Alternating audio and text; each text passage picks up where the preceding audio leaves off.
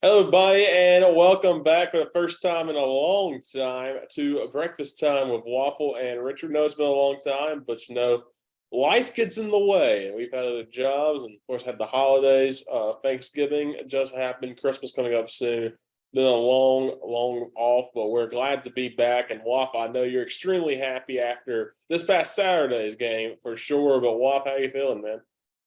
I'm doing good. Things have been good, busy with work and stuff like that, but ready for the holidays and been still watching a ton of football. And yeah, this past Saturday was quite honestly the best Saturday I've had in a long time, and immediately followed up by a very depressing Sunday. But that's just how it goes. But we've been good. Yeah, of course. Well, it's been a while, but we'll mention this if you're just joining us. Me, Clemson fan, Waff, South Carolina fan, and kind of how the season's gone since we last talked. Clemson survived a scare against Syracuse, followed that up by getting smacked by Notre Dame, continued to win on, clinch a spot in the ACC championship, rolled in to take on South Carolina. For South Carolina, they rolled in, they got bowl eligible, win over Vanderbilt, got smacked by Florida in a game where they turned the ball over, I think, three times on four plays in the second half, something like that. All of it lost, and then Spencer Rattler comes out, gun slinging, and South Carolina drops 63 points on Tennessee, who had been number one in the country about 2 weeks earlier. So kind of a shocking development in Columbia. And then you head to the rivalry showcase, Palmetto Bowl. The Clemson looking for their eighth win in a row. South Carolina hadn't won in 9 years because remember the COVID year, the game was not played. So looking to play it. Clemson having that 40-game home winning streak. South Carolina looking to break some hearts and started off looking like last year's game, which was a 30-0 win for Clemson. Clemson gets a pick six by Jeremiah Trotter. Then they go down and score. Will Shipley scores. And you're thinking, okay, this is how it's going to look. Clemson's going to pull away. But South Carolina answers back after a great job by Spencer Rattler. Go for it on 4th and goal. Touchdown pass. Then Clemson ends up getting a safety, 16-7. You think Clemson's going to pull away. And then Clemson decides to run a trick play on the kickoff return, take it out of the hands of Will Shipley. And Kobe Pace ends up fumbling it. South Carolina takes it up and scores right back in the ball game. Clemson has another big drive, though. Antonio Williams catches a touchdown pass, 23-14 at the break. And so looking like Clemson's going to try to pull away, but then South Carolina comes out, four-play after a turnover, 26-yard drive with Jaheim Bell gets to the end zone, 23-21. Clemson pulls away. Guess who? It's Will Shipley, 30-21. But big-time play by Spencer Rattler finds Antoine Wells Jr. for a 72-yard touchdown pass, 30-28. It ends up fourth quarter. Mitch Jeter kicks a 35-yard field goal with 10 minutes left. Clemson gets a couple of chances late, but Antonio Williams fumbles it. South Carolina runs out the clock and wins the ball game for the first time in 9 years, first time in 7 tries. And not mentioned here, MVP Kai Kroeger with Absolutely the greatest punts you'll ever see. Punt that went out the 3-yard line, the 2-yard line, and the 2-yard line. Mm-hmm. 2 of those were back-to-back. That really stalled out Clemson. And again, this Clemson offense that has not been good at all this year, or I won't say good at all. They have not been great at moving the ball, and we have that. And now when you're down by 1 point, gets tough. So hats off to Kai Kroeger, who everybody jokes should have been the starting quarterback this year because he had 3 touchdown passes for the Gamecocks. But this is a game, if you're a Clemson fan, extremely frustrating because Will Shipley averaged 9 yards a carry, finished with 132 yards rushing, a touchdown, but only had 15 carries in the ball game. Interesting decision to not go with him for the rest of the game, especially after he broke off a big run early that set up that second touchdown run by DJ Uyunglele. DJ goes 8 of 29 for 99 yards. Did have one pass touchdown, that touchdown to Antonio Williams, and threw 1 pick. Spencer Rattler, another great game for him, 25-39, 360 yards, 2 touchdowns. Did throw those 2 picks. That pick 6, though, I think is one of those, just a great play by Jeremiah Trotter. He did have 1 pick that was kind of a jump ball that Clemson was able to come down with. And then Jaheim Bell, 9 carries, 29 yards, touchdown, but it was more about the passing game. Antoine Wells Jr., 9 receptions, 131 yards, 2 touchdowns. South Carolina, second half, really, and I've talked about this before, South Carolina got down 14-0, and a team that's coached by Will Muschamp probably throws in the towel right there. But gotta give it to Shane Beamer and the Gamecocks. They did not stop after getting down early and even getting down late, down by 9 points late in the third quarter. They answered right back with a long touchdown of their own. Got a field goal, special teams. Beamer ball comes up big for them with the punt team. Didn't block anything or run any trick plays like you expect from Beamer ball, but they did the little things around special teams. Like we said, Kai Kroeger's punting and Miss Jeter making the field goal. And South Carolina, first time in 9 years, first time in 7 games, gets a win, ends Clemson's home winning streak. If you're a South Carolina fan, Clemson fan, this stings. If you're a South Carolina fan, you are absolutely elated.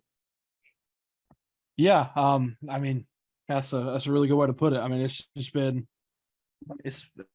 9 years. It's been forever. So, it's approaching. It started to approach territory of like legit. Like, I mean, it's just chalk it up as a loss. Like, I mean, until I see it happen, like, I'm not going to sit here and tell you that. Yeah, I think Carolina's going to win. Like, I wouldn't have told you that even after beating Tennessee. Like, I mean, I didn't say that. Like, it was crazy. Like, what was Virginia Tech, like, was really bad. Like, Virginia won for the first time in like 17 years. Yeah, it was almost 20 years. Yeah. So, like, and this felt like it could get there, but obviously it didn't. Carolina was able to overcome this year. And I mean, I said it at the beginning of the year. I said when we did our season predictions and kind of laid out what we thought, that South Carolina has the opportunity to go 6-6. They could go 7-5. They could possibly go 8-4 if things go really well. Now, this is not the way I would have projected to go 8-4. Definitely not the way. Not at all the way I would have predicted. Especially after the Florida game, nobody saw these last 2 weeks coming. Correct. Right. So 8-4 in year 2 of Beamer, which I'll remind everybody, Muschamp was also 8-4 in year 2 and won a bowl game. So, I mean, but this feels different to me. There's more hope. There's more hope. Yeah. This feels a lot more different to me. But 8-4, I said it before, lifelong contract, sign it. Absolutely. Sign it. To come in and rebuild from what was left after Muschamp got canned it's been a great job by Beamer. But about the game, the unsung hero, obviously Kai Kroeger, who I want to just throw this in there, is not a finalist for the Ray Guy Award. Stupid. Which is the award for the best punter in the nation. And that's ridiculous. Like, I don't care. I don't care if he wins it or not. But I mean, like, and I'm not going to sit here and act like I've watched all these other punters punt this year. But I mean, from what I've seen from Kai Kroeger, like, I mean, good God, how can you not put him in the final 3? But it is what it is. The other unsung hero is Nate Adkins, who is our offensive line coach, Greg Atkins' son, who is listed as a tight end / fullback type deal on our roster. And the first thing, amazing one-handed snag to help set up a touchdown drive. Crazy catch, just a great ball from Rattler, even better catch from Adkins. And then he had another catch that was like a 15-yard gainer close to the end zone that got us down to the 1-yard line where we ended up punching it in with Jaheim Bell. And then Nate Atkins forced the fumble at the end of the game when Antonio Williams got the punt return. Nate Atkins wrapped his arm around and punched that ball out, and bang, bang. South Carolina recovered and were able to win the game. So, can't say enough about how monumental this is. And not only just does it feel good, but like what it does for the South Carolina program. Because even like Muschamp was 8-4 in year 2, but he didn't beat Clemson. He dang sure didn't beat Clemson. I mean, this is albeit a much worse Clemson team that was than was in 2016. I'm fully aware of that, but I think Muschamp went 8-4 and lost 56-7. Is that not true? I think that was the 56. I'm pretty sure that's that year. So that's that kind of sucked. Anyway, but Carolina's got a lot of promise, and a lot of people are hopefully coming back. I mean, I'm waiting to see what's going to happen with Spencer Rattler. He does have eligibility left. I don't know if these last two games, Tennessee and Clemson, are enough to get him to be drafted pretty high, or if he's going to opt out of the bowl game, or if he's going to have to play the bowl game to see if he can get drafted. I don't know, but we'll see. But also Juice Wells. Juice Wells has emerged as a fantastic addition for Carolina. He was a transfer from JMU. And he's been South Carolina's leading receiver. He finished in the regular season as the second leading receiver in the SEC with 800 something yards, only behind Jalen Hyatt. So Juice Wells has been amazing. These last couple of games, he was instrumental against Tennessee, and he was instrumental against Clemson. 9 receptions, 131 yards, 2 touchdowns, and the final play that won the game where South Carolina got the first down, it was a bubble screen to Juice Wells. And I don't know if you saw it, but Carolina put up a very cool video. Somebody filmed inside the huddle. That was cool. That was really cool. I did not know they were going to do that. That's really cool. Inside the huddle, and I believe I can't remember what lineman it was. I don't know which one it was, but was just saying like Juice is going to end the game. Like throw it to Juice, and Satterfield was like, "Okay, we'll throw it to Juice," and they threw it to him. And what did he do? He ended the game, which is just it's crazy. It's just so amazing. It does wonders for the program. It does a lot for recruiting as well. I mean, the future's bright. I hope it continues this way. I mean, literally, not even being a homer, like South Carolina is the hottest team in college football, and after 2 weeks, single-handedly knocking out 2 teams from playoff contention, albeit Clemson. We were not really sure if they were going to get in or not, but they would have had a good opportunity. So it's been an amazing 2 weeks. The Florida game was so awful. Like, there's just no way. Like, there's no way I could have pictured getting Tennessee at home and smacking them like that, and then going to Clemson and ending a 40-game win streak for Clemson. Like, it's crazy. Yeah, really. After that Florida game, I think a lot of South Carolina fans are like, "All right, well, we're going to go 6-6. We're going to a bowl game, whatever. We'll take it." Yeah. And then you beat Tennessee, that gives you that confidence. You beat Clemson. South Carolina has won 3 straight games against ranked teams. They beat Kentucky too. Only loss was to Georgia this year, which number 1 team in the country. That's a perfectly fine loss to have. Right. So, I would argue with the momentum that Carolina's built the last 2 weeks, if they played Georgia this week, I mean, we would for sure lose. But we would have a better effort than what was earlier in the year. Yeah. Oh yeah. Yeah, I mean, I think people brought up, I think Marty Smith brought it up too, was like, remember week 3 when someone asked Shane Beamer if your team's given up? And it's like, no, they have not. They have so much to play for. And since then, went up 7-2 down the stretch. Only had 1 really bad game, that Florida game. Missouri was a bad loss, but that was just that game sucked too. But it's hard to I'm so excited to be 8-4. Like, I think that's great. Obviously, getting a win over your rival, beating Tennessee, who's talked a bunch of crap about Beamer. It's great, but it's impossible for me to sit back and not think of what could have been had we beat Missouri, who we arguably should have beaten, and then actually showed up in Gainesville. I mean, you could be looking at a 10-2 team, or if you freaking beat Arkansas, if you don't get down 21-0 and then lose by 14 to Arkansas, God bless, you could be looking at 11-1 Carolina, which is that's an alternate dimension. That's not real. But, just throwing that out there. Yeah, no, they had their chances this year. I think that team never gave up. That team competed a lot, and like I said, under Muschamp, you got down 14-0 to Clemson. It was like, all right, let's pack it in. We're done. See ya. Or heck, even when you're 14-7, you get that safety, 16-7. You're like, all right, we can't block them. We're done. So, no, this is an entirely different team for sure. I think on the flip side for Clemson, again, you still got a lot of questions about DJ. He got hit hard. Probably thought Kai Kroeger should have come in to at least end the game. Don't know if he would have led a comeback, would have led the drive. I'm not saying Kai Kroeger's going to come in, because when Kai Kroeger's come in this year, he has still not looked great.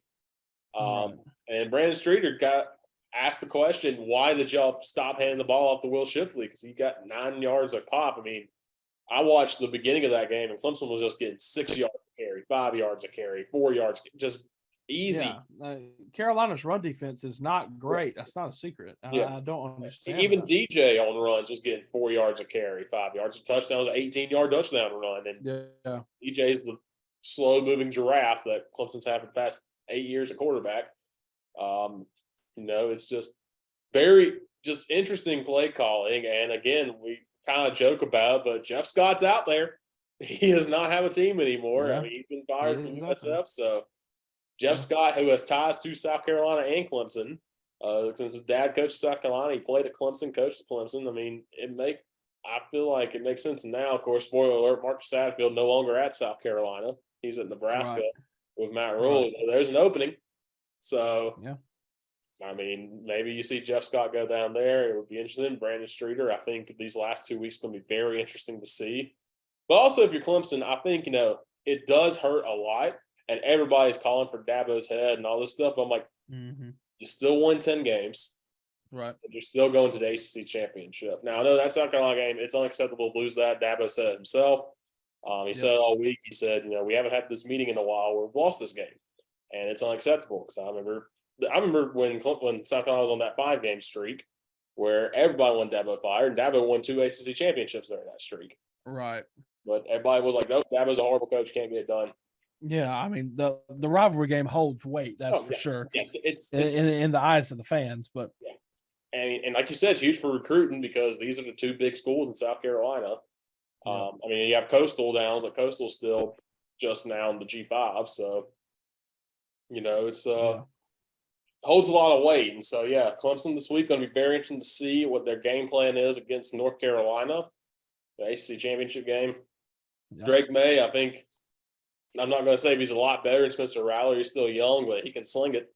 So I mean, people have called all season for him to be a Heisman candidate. So I mean, he can definitely sling that football. It's just North Carolina can't stop a soul. No. So if DJ can't throw the ball Saturday, then we got bigger problems. Which I mean, it's too late now. But One thing I'll say too, and when Clemson Bo Collins is out for the rest of the year, he's going to have surgery, which makes sense. They tried to get him to play for South Carolina, he couldn't. But Clemson has not had a receiver go over 100 yards in 14 games, and that's just wild when you think about the great receivers that have come from Clemson in the past. Yeah, and part of that's on the quarterback, I think, too. But also, there's a lot of that. Like, you just don't have those game break. You don't have the Sammy Watkins, the DeAndre there. Yeah, This wide receiver room is not like wide receiver rooms of past with Clemson. Same way with Alabama. I think that was a lot of Alabama's problem this year too, because we all know Bryce Young's amazing, but they didn't have the outside talent like they've had in the past couple of years, which is exactly like Clemson. Yeah, like Clemson had Davis Allen was their leading receiver most of the games. He's a tight end. So and then Antonio Williams is starting to show some of that. Right. He's just so young and raw, but I mean, he's got potential. That was a great catch he made against South Carolina. For sure. But he's got potential, and they're probably going to have somebody come in next year that's pretty good. They always usually have a freshman that's highly talented, and if Bo Collins can get healthy, there's a chance. But it's been about Will Shipley in the running game, and so gotta have to lean on that for a bit. But I'm pretty sure Clemson has a commit from a kid from Greenville High School. Right. Really good this year. So he's really good. So they'll have that guy. He'll be walking in probably, if not the spring, at least in the fall for sure. So yeah. So Clemson, frustrating for sure. There's a lot of fans again on both sides where you could go 1-11, but that one better be over Clemson or South Carolina. So and that saves the season. So. That's a tough one to swallow for Clemson fans. But again, if you look on the bright side, big picture, you still have a chance to win the ACC championship, and then possibly if you win that, go to the Orange Bowl, win a nice New Year's Six bowl game. Yeah, for sure. So I think probably need to make some changes if you're at Clemson on coaching staff. Maybe you actually use the transfer portal because 2 transfers beat you. That's South Carolina, Juice Wells and Spencer Rattler. Yeah. Maybe there's some USF players who know Jeff Scott's system, which is basically Clemson. I think USF's best wide receivers transferring out, and he had like 700 receiving yards. So maybe you look at that, but it'll be interesting to see for sure what happens Clemson in the offseason and this weekend. But let's look at this past rivalry week real quick. Starting on Thanksgiving night. Oh, the Egg Bowl always delivers. Never disappoints, man. Never fails. Mississippi State knocks off Ole Miss 24-22. That's Mike Leach's first win over Ole Miss, which is very surprising. Mississippi State had a chance to put this game away, go by 2 scores, fumbled the ball at the 2-yard line. Ole Miss then goes down, scores, but cannot get the 2-point conversion or the onside kick and fall. And a lot of people thought Lane Kiffin, that was going to be his last game at Ole Miss, but Lane Kiffin is staying in Oxford.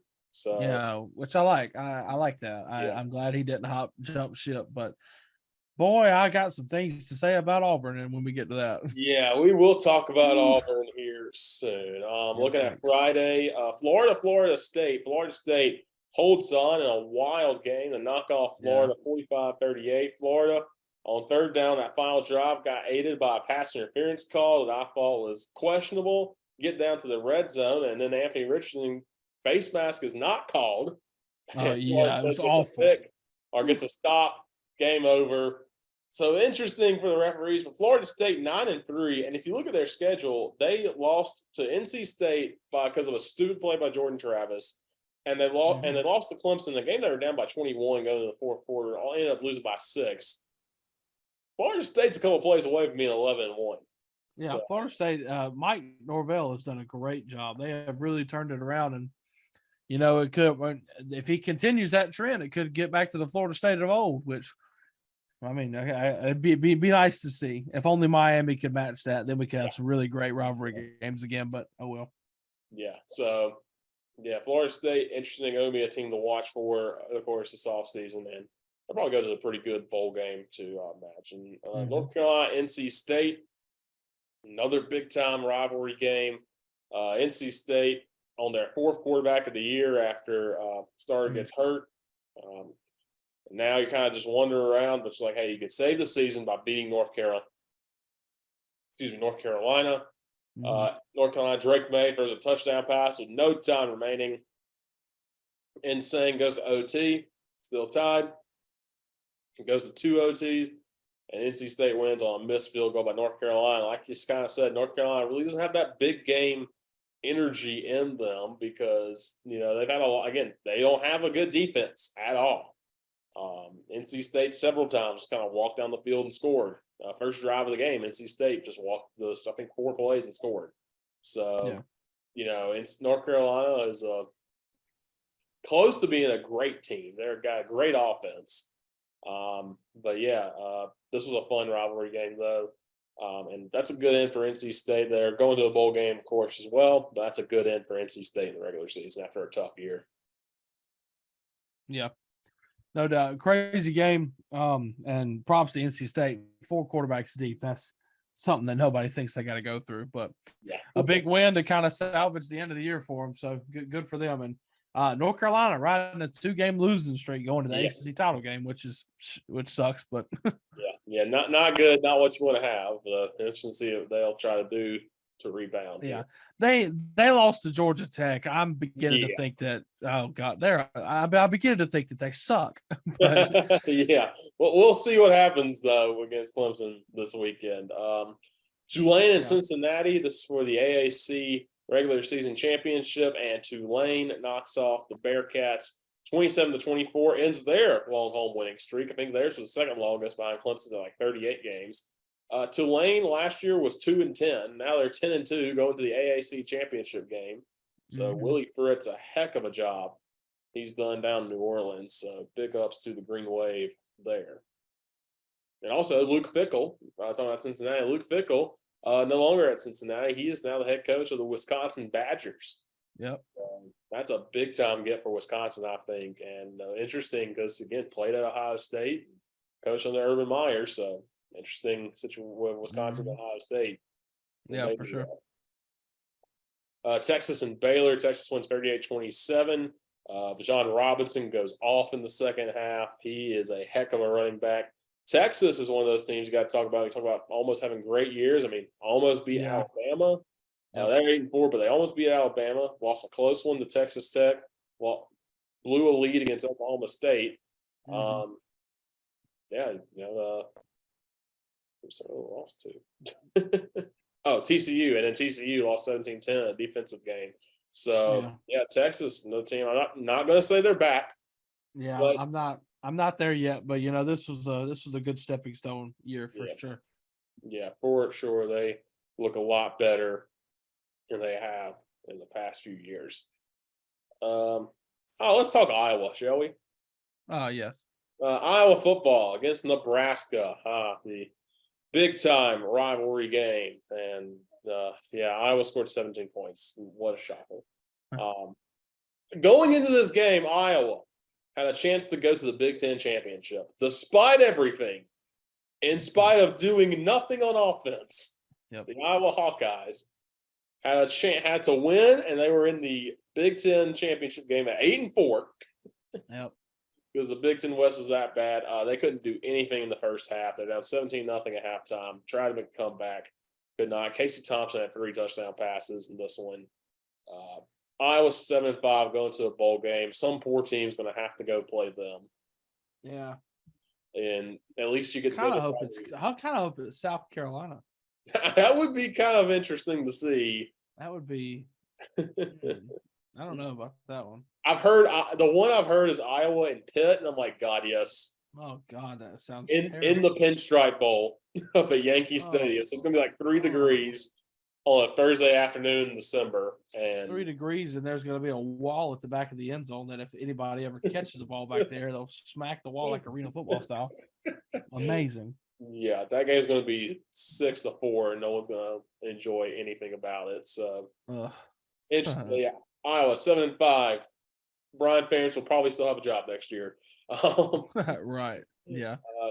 Nebraska won 4 games this season. Like I said, they're getting Matt Rule, former Carolina Panthers coach, signed him to an 8-year contract. Yeah. Holy crap. Like, who is his agent? My God. Like, that man's still going to get paid from the Panthers for most of that, too.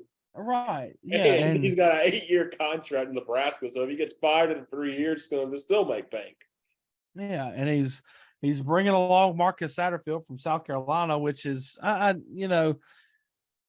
3 weeks ago, I'd have been like, yeah, God, take him, please. But and I still kind of think it's a good thing for Carolina. I like to have a fresh face. But I mean, he's probably one of the hottest coordinators in the past 2 weeks. I mean, honestly, based on the Tennessee and the Clemson game. So good for him, I guess. I'll be interested to see who Carolina picks up. But yeah, Matt Rule got Satterfield, who's arguably one of the hotter coordinators out there right now. So yeah, great job, Huskers. I really just hope they go 2-10. I really just, and I hope the offense sucks. He is going to go like 9-3 his second year and get a win over Ohio State or Michigan or Penn State, a fluke win, give them some hope, and then just tank. That's what's going to happen. Every Nebraska fan even knows this. They're going to have that game, that fluke win that's going to help put them in the driver's seat in the Big Ten West, and they're going to be just like Iowa and blow it against like Illinois or somebody. Or they're going to lose to Maryland the next week or something. Yuck. Something stupid. Like they're going to beat Ohio State and they're going to lose to like Penn State or something, or lose to Maryland or Rutgers or somebody. Just think about how stupid the Big Ten is. Like, why? I love geography so much, and the Big Ten is arguably the best from a geographical standpoint, the best conference split of all the conferences, because it's perfect. Like the ones that are considered the ones that are considered the East are legit in the East. The ones that are considered the West are legit in the West. There's a straight line you could draw down the middle that separates both of them. It's perfect. But God, the East is so freaking much better than the West. It's ridiculous right now. Penn State, Ohio State, Michigan, all in the same division. That's a travesty. Those are three top 15 teams in one conference. And the other side has Iowa that almost makes the championship game and blows it by losing to Nebraska. So now you get Purdue, and who the hell knows what they're going to do. Purdue just does stuff every single week, and it's like, yeah, it works somehow. Or doesn't. Right. Whatever. The Big Ten West. Ain't no problem if he throws 400 yards, whatever. Here we go. Go Boilermakers. Man, I don't know. They need to bring back. It used to be what, leaders and legends. Yeah, and it was like a Michigan and Ohio State were in separate divisions. Yeah, Like we can Michigan separate. State, yeah. Yeah, we for the sake of better competition, we can ignore the geographical standpoint here. I give you permission to do that. Now, see, when USC and UCLA join, they'll be in the West, I assume. I mean, that makes the most sense. So. Okay, great. So what are you going to do? Move Purdue and Illinois to the East? I mean, great. Move Iowa to the East just so we get Iowa Rutgers every year. You have to play it now. What? You have to. Yeah. Big Ten is everybody jokes about the ACC Coastal the past few years. At least the Coastal produces one or two top 25 caliber teams. Like North Carolina, last year was Pitt. A couple years ago, Virginia was really good. Don't get it twisted. The Coastal's too, but yeah, the Coastal had the year 7 years in a row as a different team. Yeah. Because I think Clemson has won an ACC championship against every team from the Coastal except Duke. Right, yeah, they freaking that's the how the parity is amazing. Yeah, the Coastal parity is crazy. The Atlantic is just all right. Which is it? Wake Forest or Florida State challenging Clemson this year? It's Florida State, right? Wake Forest. Yep. So yeah, Coastal's a mess too, but at least it's funny. They're getting rid of division to ACC, so RIP the Coastal after this weekend. All right, darn. So that'll be fun to see. I just want to mention Arkansas and Missouri. Missouri wins 29-27. Arkansas is 6-6, but their only bad loss, well, they lost to Liberty, but their only blowout loss was to Alabama, 49-26. Mm-hmm. Their losses were 2 points to Texas A&M. They lost 40-17 to Mississippi State. So they could have been 10-2, but lost by 2 points to Liberty, 3 points to LSU, 2 points to Missouri. So they were close to being 10-2 this year, and they finished. Yeah. I've seen a lot of people being kind of on Sam Pittman now, which I guess is warranted. I don't know. I guess you can attribute the losing close games. They say the best teams are the teams that can win close games, and it looks like Arkansas is not one of those teams. So a lot of people are after Sam Pittman, but I mean, he had a great year last year, and it looks like they did regress just a little bit. Now KJ Jefferson was hurt. Yeah. Down the stretch, but Rocket Sanders, a great running back, an unreal running back. I think he led the SEC in yards by a running back. Maybe he was second. I can't remember, but they have potential. But yeah, they did not do great this year, and it made that Carolina loss at the beginning of the year look even worse as they kept losing. Yeah. Jump to Saturday, Georgia Tech. This game was dicey early. Georgia was only up 10-7 at halftime. And then Georgia just pulls away 37-14 win, kind of what we expected. Georgia Tech going to hire Brent Key, their interim coach, as the head coach. Went 4-4, but he had a win over North Carolina. Yeah. And competed with Georgia for a half. So I think that's really what you want at Georgia Tech right now, to get the Jeff Collins stink off of you. Yeah, for sure. But yeah, so the Jeff Sims is transferring out of Georgia Tech, though, so that's going to be interesting to see. Who is that quarterback? Zach Gibson, I believe, was their quarterback for this game. So probably Gibson going forward. But yeah, that's very interesting for Georgia Tech. See what they can do. See if Key tries to bring back any of that option stuff, or if they just stick with what Jeff Collins ran. Or we'll see what he gets when he gets his own guys in. So right, yeah, for sure. I don't know if you were going to mention it or not, but I will just since I see it. Duke beat Wake Forest to finish the year 8-4. We live in a world where South Carolina and Duke are both 8-4 under coaches who have a combined 3 years head coaching experience. Yeah. Now, amazing. I want to mention this about Duke too. Duke lost by a combined 16 points in those 4 games. So Duke legitimately has a case for going undefeated. Are you talking about? Yeah. Are you talking about 12-0 Blue Devils? 12-0 Duke. Holy! Oh my God! Wow. What's the funniest part? Their worst loss was by 8 to Kansas. Yeah. Boy, Kansas fell off a cliff, didn't they? But not worse than another team. I want to talk about them later too. But Duke, I can't say enough about Duke. Mike Elko looks like a great hire. I mean, absolute home run. You talk about what Duke was, and everybody knows that this Duke program since like 2000 obviously has not been very good, except for those years with David Cutcliffe when they had Anthony Boone, and things started rolling for Duke, and then they had Sean Renfree, had a couple good years where they made some bowl games and things like that, but then they started to get back down. And a great freaking job by Mike Elko. I can't praise him enough. Like, he's done a great job to turn this Duke team around in one freaking year. Yeah. Yeah, for sure. Like I said, 16 points away from being undefeated. And if you take that away, say, okay, that's a 2-possession game, lost to Kansas technically. Fine. 11-1 in the ACC championship game after one. Right. Yeah. That's how close you were if you're Duke in year one. So yeah, a big win over them. Wake Forest, I think, disappointing year, but of course Sam Hartman had that heart issue. Wake Forest had no defense either for the second straight. Yeah, none. A.T. Perry is still a stud, but had just a disappointing end for Wake because they still only had one loss going into the Louisville game, and they just fell apart against Louisville. NC State beat them, blew it against North Carolina, beat Syracuse, and lost to Duke. But Sam Hartman, I still think is a great quarterback. He put up 3,000 yards again, 35 touchdowns.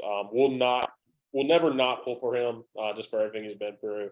And he's going to leave as a legend at Wake Forest for sure, got into a title game. And anytime you can get Wake Forest football to be nationally relevant, you're a legend. Because that is a hard school. It's the smallest Power 5 school, I think, in the country.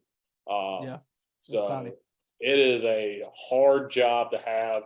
And I remember I tell the people all the time, my freshman year at Gardner-Webb, we weren't anything special, and we were up on them at halftime and ended up losing by like 9. So the job, and that was the coach's first season there at Wake Forest. So no, I think Wake Forest. Is it Dave Clawson? Is that Dave Clawson? Yeah, Dave Clawson's first season, and so seeing that to where they won the Atlantic last year, and then now going to another bowl game, that's just special. So big shout out to Wake Forest. That was a disappointing end to the season, but still a lot of fun to watch every single week.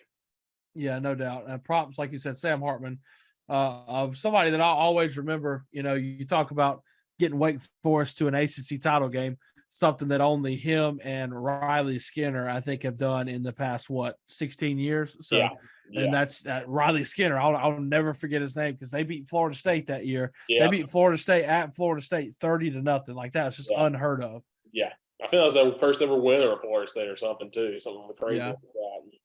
Yeah. So I think Sam Hartman beat them this year. No, it's still crazy to me. Wake Forest has not beaten Clemson in 11 years because Wake Forest always seemed to have Clemson's number. So that's really the only hurdle Dave Clawson is looking at. So they've been competitive the past 2 years. We had a lot of fun to see them.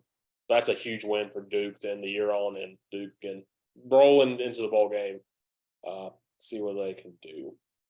Michigan and Ohio State. This was the game, big time field. This playoff spot on the line, spot in the Big Ten championship on the line. And it was looking like a close game, 24-20 in the fourth quarter. And then Michigan put the clamps down and just absolutely smack Ohio State. Outscored 21-3 in the fourth quarter in Columbus. Yeah. Made C.J. Stroud look pedestrian. J.J. McCarthy looked phenomenal. 12-24, 260 yards, 3 touchdowns. This is without Blake Corum, too. Blake Corum out for this game. And having Edwards, the running back, with a broken hand, runs for 216 yards, 2 touchdowns. Second straight year, Michigan just dominates Ohio State. Yeah, Michigan looked really good, and I was once again surprised. Like, we talked about it last year that, leading up to that, Michigan-Ohio State was another game that was like, oh, it's always going to go Ohio State's way. That's what it's trending to. Michigan had won like once in an ungodly amount of years. Yeah. And then they finally got over the hump last year. And then look at this year. I mean, freaking Ohio State's been good. CJ Stroud's obviously a Heisman candidate, things like that. But Michigan, like you said, halftime freaking put the freaking foot down, even without their best player, Blake Corum, who's been a fantastic running back. And they freaking put it down, outscored them 28-3 in the second half. Unreal. Great win for Michigan. And that's all but going to put them in the playoff, even if Purdue pulls a massive upset. Like, I feel like Michigan's in the playoff for sure. Yeah. Yeah, I think Michigan's played their way in. They also have a blowout win over Penn State, who's looked really good the past couple of weeks. So, yeah, Yeah, Michigan also have. I think they have another big win too. But yeah, Michigan has looked good this year. I think Michigan's in no matter what.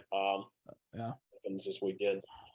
Team that's on the bubble right now, TCU and Iowa State. TCU undefeated and rolls for Iowa State 6-14. TCU undefeated, which is very surprising after last year. I think they went like 5-7, 4-8. They didn't look great last year. Yeah. They have caught fire. We're looking to win the Big 12. They're on the edge right now. They're number 3 actually right now. They're number 4 last week because of Ohio State's loss. They moved up. So TCU probably going to be playing. They're going to be playing for a spot for sure. I think they deserve to be in, even if they lose, unless they lose by like 20 something to Kansas State. Then I think, then you got to have a talk about it. But about the Ohio State possibly jumping in there. But I think TCU has played well all season. They kind of do the Clemson thing where they have some stupid games that they somehow win, and then they just blow out the other teams they should. So yeah, I mean they've got good wins. I mean, it was at the time a ranked Oklahoma. Obviously, Oklahoma did not have a great year, but they smacked Oklahoma by 31, beat a ranked Kansas by 7, beat Oklahoma State, beat a ranked Kansas State, who they're getting to play again this week, and also beat Texas, showing that they can play defense as well. Yeah. In that Texas game. And I really think TCU is a good team. I would love to see them get a shot in the playoff, but obviously they got to take care of business. If they lose to Kansas State, there's no way they make the playoff. Even whether you think that's right or wrong, like there's just no way there's no way they're going to. Yeah. Team that was looking to be the first party crash in the playoff, 2-loss team LSU. Well, they look to take care of business against Texas A&M, and they do not. Texas A&M wins 38-23. Where has this been, Texas A&M? How do you lose that freaking game, bro? Texas A&M is so bad. Yeah, Texas A&M. Jimbo's awful. I've had it. Like I never liked him really much to begin with because Florida State. I hated Florida State. He sucks and he's awful. And I hope that he never has anything good happen to him. Texas A&M did nothing this year on offense. Did nothing special and dropped 38 points on LSU. They're 5-7, not going to the bowl game, and they're still going to have to pay Jimbo Fisher all that money because you can't fire him, right? But unless you want to go with Devin. Yeah, props to A&M's running back. I know his last name's A-Chain. I think his first name's Devin. Yeah, we're just going to call him Devin. Devin A-Chain, 38 carries, 215 yards, and 2 touchdowns. My God, son, have a day. Yeah. So A&M might be the most disappointing team of the season. At least one of them had number 1 recruiting class second straight year, and they're not going to a bowl game. So yeah, trash. Yes, seems like he's got a case of the Will Muschamp. You got a good recruiting class, but you don't know what the hell to do with them when they get there. Exactly. So see what Jimbo does. I think he's cleaned house for the most part of his assistants. So see if that solves anything. He needs to go. Yeah. USC and Notre Dame. USC, another team that was on the bubble. Now they're right there at number 4 because they beat Notre Dame 38-27. Yeah. I think this was, you look for the Heisman moment game every year for each player. I think Caleb Williams had his Heisman moment game in this one. 18 I would agree. 22, 232 yards, a touchdown. Also had a rushing touchdown. Yeah, Caleb Williams was a guy that everybody was kind of talking. I 2 rushing touchdowns, pardon me. 3 rushing touchdowns, pardon me. I missed some of those. But yeah, guy that had been talked about, went with Lincoln Riley from Oklahoma. And, everybody's wondering how it would work out. And USC's offense has been clicking all season long. They hold off Notre Dame late. Notre Dame tries to come back late, and they hold them off. Caleb Williams looked phenomenal. And I think after C.J. Stroud's bad game against Michigan, I think this is now your new front runner for the Heisman for sure. Yeah, I would agree. It's just it's odd this year. Like it seems like there's not somebody that's just like sticking out as the clear cut. Like, oh my gosh, like that guy's going to win it. But Caleb Williams has had a great season after transferring from Oklahoma, and we all knew he was a really good quarterback after watching him at Oklahoma as well. So, but yeah, he's played great, and he did have his Heisman moment. Yeah, that might be it. Like we said, Bryce Young last year had it against Auburn. I think Caleb Williams had against Notre Dame. I think Bryce Young should probably get invited too. He still had a heck of a year. despite Yeah. having the receivers. Also, he was hurt a little bit. And then, of course, we got Drake May in there. Right. Corum deserves a look as well. And Yeah. CJ Stroud, despite the one bad game, probably deserves a look. So that's probably going to be your 5 finalists, and they go with 5. That's 5 to make the most sense, but we'll see what happens Yeah. down the road. Speaking of Alabama, Alabama beats Auburn 49-27. Game was never in doubt. Bryce Young for 343 yards. Auburn last game with Cadillac Williams as their head coach, who again 5-7, didn't look great, but man, Cadillac really brought that team together personally. Brought that team together in the locker room. Former player, and you're thinking, okay, maybe he's done enough to get that interim tag taken off. Right. I know that's a hard job to have because the boosters are crazy. You saw having the Brian Harsin; they never wanted him, and he got kicked out real quick. Yeah. But the players love Cadillac, the fans love Cadillac, but again, it didn't work out against Alabama. But you're like, okay, they still put up a fight in every game they played with Cadillac. End up beating Texas A&M. Maybe it works out. Yeah. Well, of course, here the reports Auburn's going to go after Lane Kiffin. And that makes sense because, he's in the SEC. He has successes there. He's done wonders at Ole Miss. Mm-hmm. And then Lane Kiffin, of course, comes out and says, absolutely not. I am staying. We all kind of think it's this is Lane Kiffin. He left Tennessee, bolted from Tennessee. Yeah. Bolted from got bolted from the Raiders. You're Right. like, okay, this is just Lane Kiffin. Whatever. Well, turns out Lane Kiffin's staying. So Auburn's got to go for a second option. Auburn looks to a former SEC coach in Hugh Freeze. Yeah. Wondering, why is Hugh Freeze a former SEC coach? Well, Hugh Freeze was at Ole Miss. Hugh Freeze paid players. Okay, that's bad, but you've heard of that before. Hugh Freeze called prostitutes off his work phone. Says he misdialed, but it's hard to misdial 8 times in 2 months. Freeze also has a questionable past as a high school coach at a private school in Tennessee, where he asked an 8th grader to undress in front of him, change her shirt in front of him, and also said he was excited with the opportunity to paddle somebody. Mm-hmm. Well, Hugh Freeze goes to the bastion of faith that is Liberty University. Yeah. His image has Malik Willis, recruits a great class. They go 8-4 every year. Hugh Freeze also, by the way, his last game lost by 35 points to New Mexico State, 49-14 at home, to a team that almost disbanded their football program over the summer. Right. Just want to throw that out there.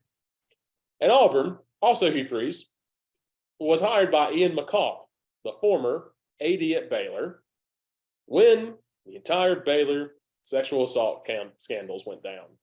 Ian McCall knew about it, and that's why Art Briles is no longer coaching anywhere. Right. Well, Hugh Freeze, Ian McCall still has a job, by the way, at Liberty, of course, of all the schools. Hugh Freeze gets the call. Now, you're thinking, Hugh Freeze always has his name up for these jobs. Auburn pulls the trigger and hires him. Mm-hmm. And this is one of those where if you have any sense of right and wrong, you should feel dirty about it. Yeah. Hugh Freeze he says he's come out and apologized about it, but it's kind of one of those like, I am sorry because of how I suffered. Like he said, my family paid the ultimate price and got paid $5 million a year from Liberty, highest paid G5 coach in the history of the G5. Yeah. The paying players thing, you can do that now. And it's fine, whatever. I don't care about that. Yeah. That really has never been one of those, moral issues with me. It's the whole hiring prostitutes, questionable things with kids in your office. And then also when Liberty had a student sue the school because of potentially the same things that happened to Baylor, Hugh Freeze DM'd the girl because she said something on Twitter about it and just called her out. Yeah. Yelling at her. It's like, dude, what are you doing? And Hugh Freeze is also, he no longer has control of his social media now. because he will randomly go DM you if you say anything bad about him. He DM'd me one time on Twitter. I said something about when Liberty lost to somebody. I made a joke about Hugh Freeze, and he DM'd me and was like, I'm praying for you, brother. I hope you feel better. I'm like, dude, shut up. Like, I believe in forgiveness. That's a thing for sure. If he is truly sorry about what he's done, changed his mind, fine. The man has not. I don't think he has. It has all been about, it has hurt me. And it's not like, dude, what about the people that you let that happen to? Yeah. Like, it's just, that's why Art Briles never said he's sorry. And that's why Art Briles is in hell. Like, Art Briles will never work again. And I think people are, and schools are like, hey, we don't hire Art Briles. That's the line we'll have. But it's like, you got Hugh Freeze out there.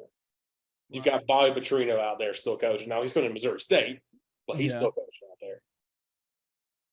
And it's like, and I think it was the Shutdown Fullcast, so I listened to a lot. They said this, the most perfect thing about it. They said, well, why did Auburn do this? Because they wanted to.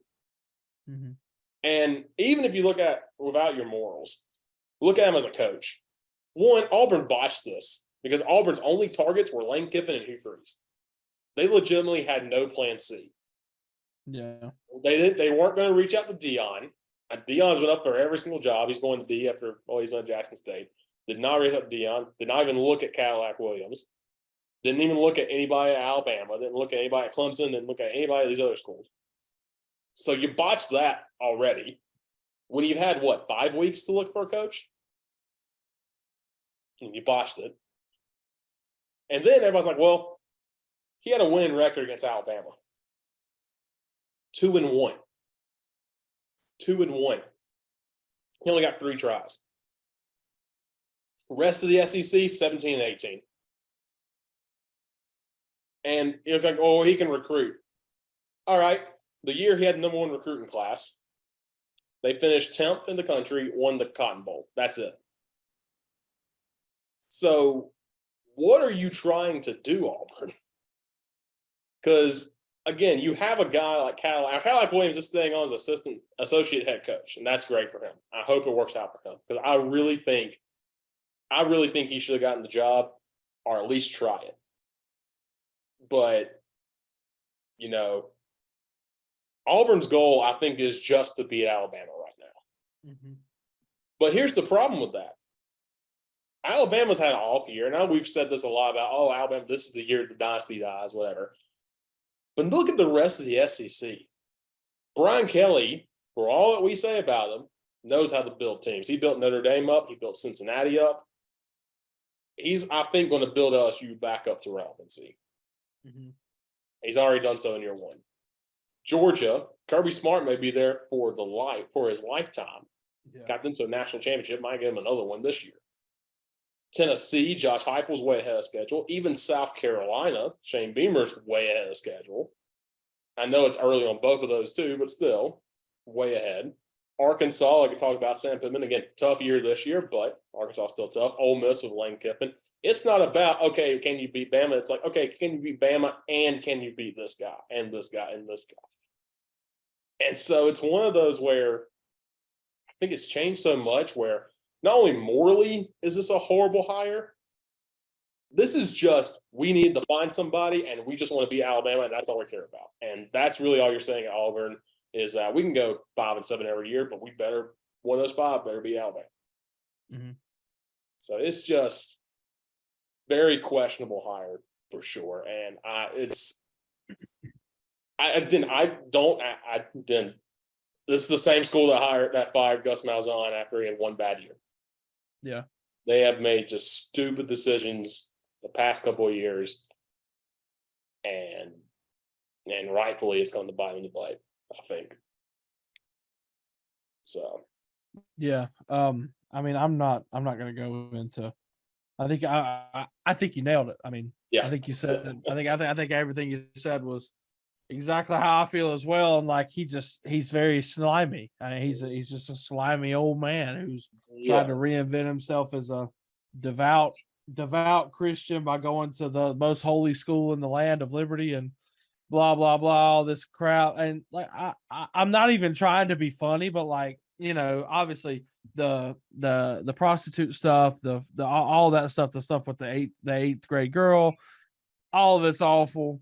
I hold my hat on the fact that he coached a game from a hospital bed as well. Yeah, I'm not even being yeah, funny. not Like even funny. Yeah, like that is just pretentious. Like, bro, he had a whole table on the sideline. if you are that sick and that down that you have to coach from a hospital bed, bro, do not coach. No, because it just looks like it's hey, look at me. yeah, Check this out. Oh, I'm so sick. Oh, but I still coach from my hospital bed, because I got spirit, and God dang it, I freaking love this sport. Like, get out of here, bro. yeah, like Just stop. And like you're already like your image is already low as it is, and now like it's just like one of those things is like, oh, did you see what Hugh Freeze was up to? Oh, what you mean the guy that got canned at Ole Miss for that bad stuff he did? Yeah, now he's coaching from a hospital bed. And you're just like, huh, what? yeah. Like, it's just pretentious, and I don't like it. And he has had success against Saban. I mean, I know it's only 2-1, but I mean, look at other coaches. I mean, that's probably what's much more than other coaches can say for sure. But at the same time, like Dabo and maybe Les Miles, only 3 that have 2 wins or something like that. So. Yeah, this is just it's a splash hire. Like, I mean, it's just like, let's make noise with it. And hey, our biggest rival's Alabama. He's had a pretty good track record against them. So you know what? Let's do it. Who cares about his hospital bed or his his improprieties and all that. Yeah, blah blah blah. So yeah, I don't like it, and he's as slimy as Jimbo Fisher seems like he is. Jimbo Fisher hasn't done stuff like that, but they just seem like they're on the same wavelength. You know what I'm saying? Yeah. Like Jimbo's seems like a slimy person, but at least Jimbo hasn't done anything off the field that we know of that is like that bad. So it's just wild to me. That's like, okay, Art Briles is the measuring stick of what you don't hire, and Hugh Freeze and Ian McCall both have jobs, high paid jobs at big schools. So it's frustrating for sure. And if you're an Auburn fan, again, like I said, schematically look at, you botched this hire for sure. We'll keep rolling with the scores from last week. Oregon State comes all the way back to beat Oregon 38-34. Bo Nix went through all 3 levels of Bo Nix during this game. He looked amazing the first half and then became Bo Nix again in the second half. Oregon State, pretty good season. 9-3, baby. 9-3. Good for the Beavers. Good for them. Keep knock out their rival from the Pac-12 championship game. So that's a big for Oregon State. Oregon, I don't know if you heard the story. This Oregon donor, when they were up 31-10, bought a suite for the Pac-12 championship, $11,000. Oh no! And that's just gone now. Oh God! Now I feel like he's the type of people that if he drops $11,000, it's not going to hurt him too much. But still, oof. Right. I mean, yeah. And if I had that much money, like, I mean, I would be upset that my team blew it. But at the same time, like, I'm still going to go. It's in Vegas at the Raiders Stadium. Yeah, I'd go. I'm still 100% going. Just wear well, I see it's USC and Utah. And I think the Oregon hates both of them. So who do you pull for in that one? Right. Vanderbilt, Tennessee. Tennessee wins 56-0. Joe Milton playing for Hendon Hooker, who's now out for this season. That stinks for him, but again, good year for Josh Heupel in Tennessee. Ranked number 1 in the country, beat Alabama. Fell apart against Georgia and South Carolina. But yeah, Tennessee, Josh Heupel got them moving in the right direction for sure. Yeah, definitely. Vanderbilt, and oof. Yikes! But I'm not even 5-7 though. 5-7. Props to Vanderbilt. 2 SEC wins. Like, I mean, that's great. Clark Lee seems like a great guy, and I hope that they can really get back on the right track and just keep losing to South Carolina. Y'all go 11-1. Have a 1 loss to South Carolina. Nice. Penn State beats Michigan State 35-16. Michigan State gave Mel Tucker a bunch of money and has done nothing. So yeah, God, they suck. Yeah. Penn State closing out the season nice. Yeah. For sure. Kansas State, Kansas. Oh, poor Kansas. Poor Kansas, man. 5-0, and then game day comes to town, and it ruins their season. Yeah. But hey, they're going to a bowl game. They're 6-6. They are. They're in the bowl game. They are. So 5-0, and game day comes and their quarterback gets hurt. I'm not saying these things are related, but they're related.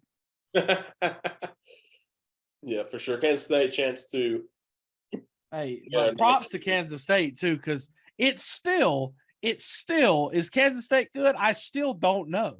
No clue. I have no clue. I still have no idea. Now, if they come out and they beat TCU in the Big 12 championship game, I will admit to you 100% they're good. Yeah. But at this point in time, I don't know. Washington State and Wazoo. Washington wins 51-33. Michael Penix Jr. 485 passing yards. Rebounded nicely after leaving Indiana, and good season for Washington, coming just short of the Pac-12 championship game, but still a good season for the Huskies. Yeah, good season for Penix and the Huskies, but Washington's another team, even though they're 10-2. Yeah. I still wonder to myself, are they good? I have no idea. Yeah, they've had some games this year. They have looked horrible. Utah, speaking of horrible, Colorado. Utah, Colorado, 63-21. This game was 42-0 at halftime.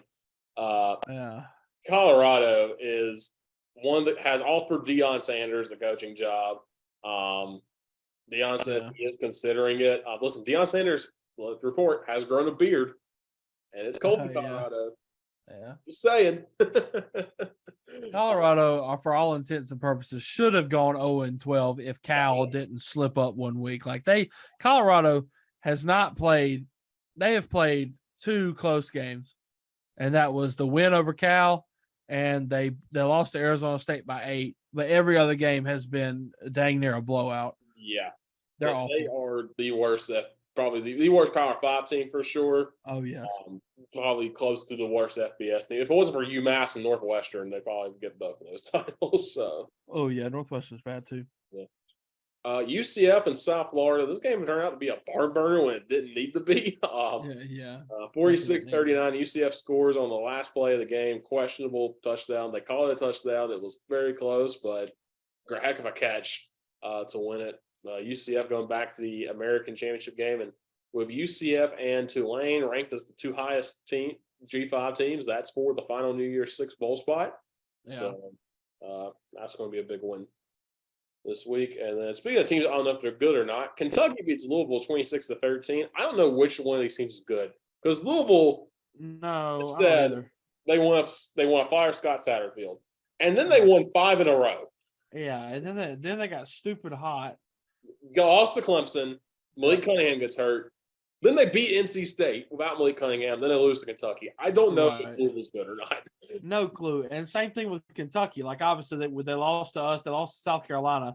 Yeah, lost to Ole Miss. It was without Will Levis, but still, I don't think Will Levis is that great. People are talking about him being the second best quarterback in the draft, and I'm just like, where? How? What are you saying that I don't? Yeah. He did declare for the draft today, by the way. He says hasn't decided on the bowl game yet. Yeah. But Will Levis, I don't see it. Something. Yeah, I don't see it at all. But here's what I've been wanting to talk about. Oklahoma State. Yeah, Oklahoma State loses to West Virginia 24-19 to end their season at 7-5. Look at this. Look at their schedule. They beat Central Michigan by 14. They beat Arizona State by 17. They killed Arkansas Pine Bluff. They beat Baylor by 11. They beat Texas Tech by 10. They lose to TCU 43-40, absolute barn burner. Yeah. And then they come back and they bounce back with a win over Texas at home by 7. And then the team who I still can't tell you if they're good or not, Kansas State, hosts Oklahoma State. Oklahoma State goes to Kansas State and gets beat 48-0. And then Mike Gundy was just like, yeah, we're done. And just stop playing. Yeah. They lost to Kansas by Kansas's only win after game day was freaking Oklahoma State, which if you'd have told me that before game day, I wouldn't have believed you because I thought Oklahoma State would kill them. Yeah. And then they beat Iowa State and they lose to Oklahoma, who Oklahoma's bad.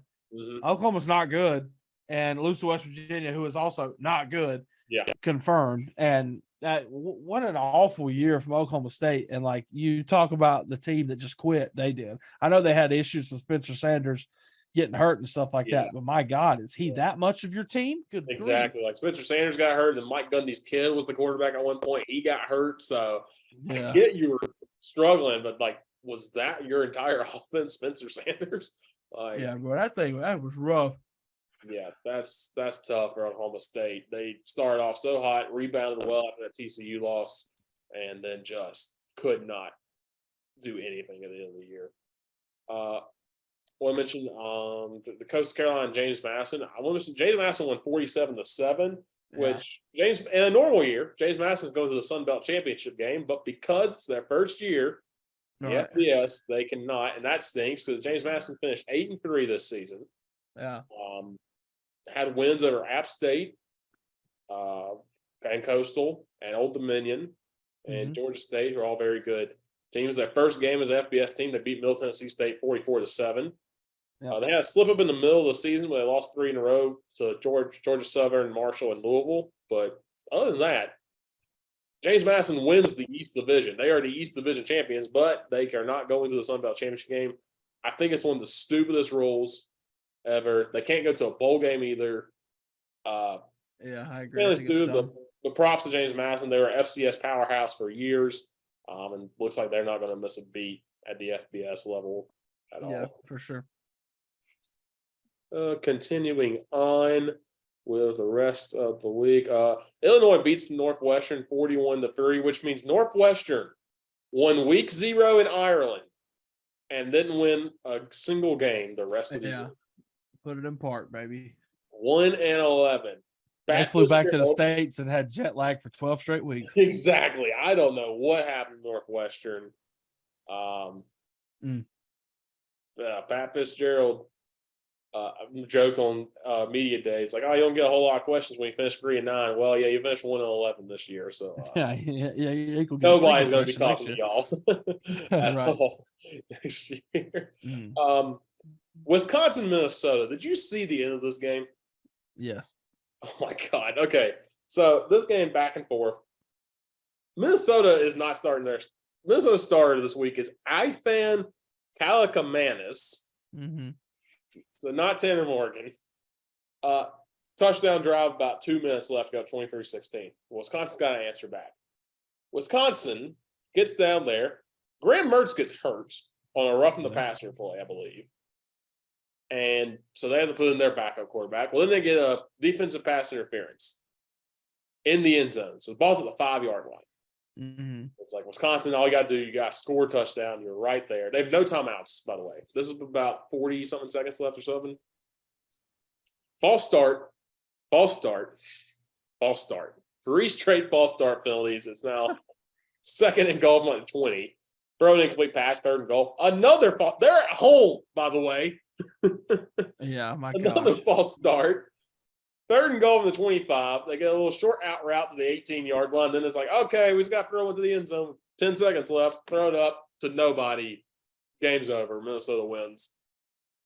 Wisconsin absolutely blew it. Yeah, they did. Wisconsin absolutely crapped the bed on that one for sure. Yeah. Horrible. Purdue beats Indiana 30-16. That clinches them into the Big Ten championship game.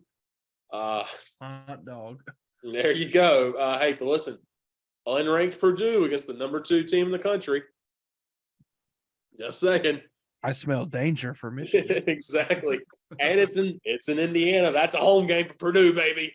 It's a home game. They're going to fill that stadium full of Boilermakers. Let's go. The trains are coming, Michigan. The trains are coming. Watch Michigan win 49-0 or something like that. Yeah. UAB beat Louisiana Tech. The only reason I mention this game is because UAB just hired Trent Dilfer as their head coach, which is interesting. Yeah, this is, of course, Bill Clark had to step down prior to the season because of health reasons. He retired. So they kind of had interim all year, the UAB. And yeah, Trent Dilfer coached at a private school in Nashville, and they are just like running that state at the private school level. Like, I think all his assistant coaches are former NFL players too. So like, does a really good job. So it'll be, but yeah, I don't know if it's going to work, but it's interesting. So it's interesting to say the least. Yeah. Let's see. Georgia Southern beats App State 51-48 in 2 overtimes. This game was awesome.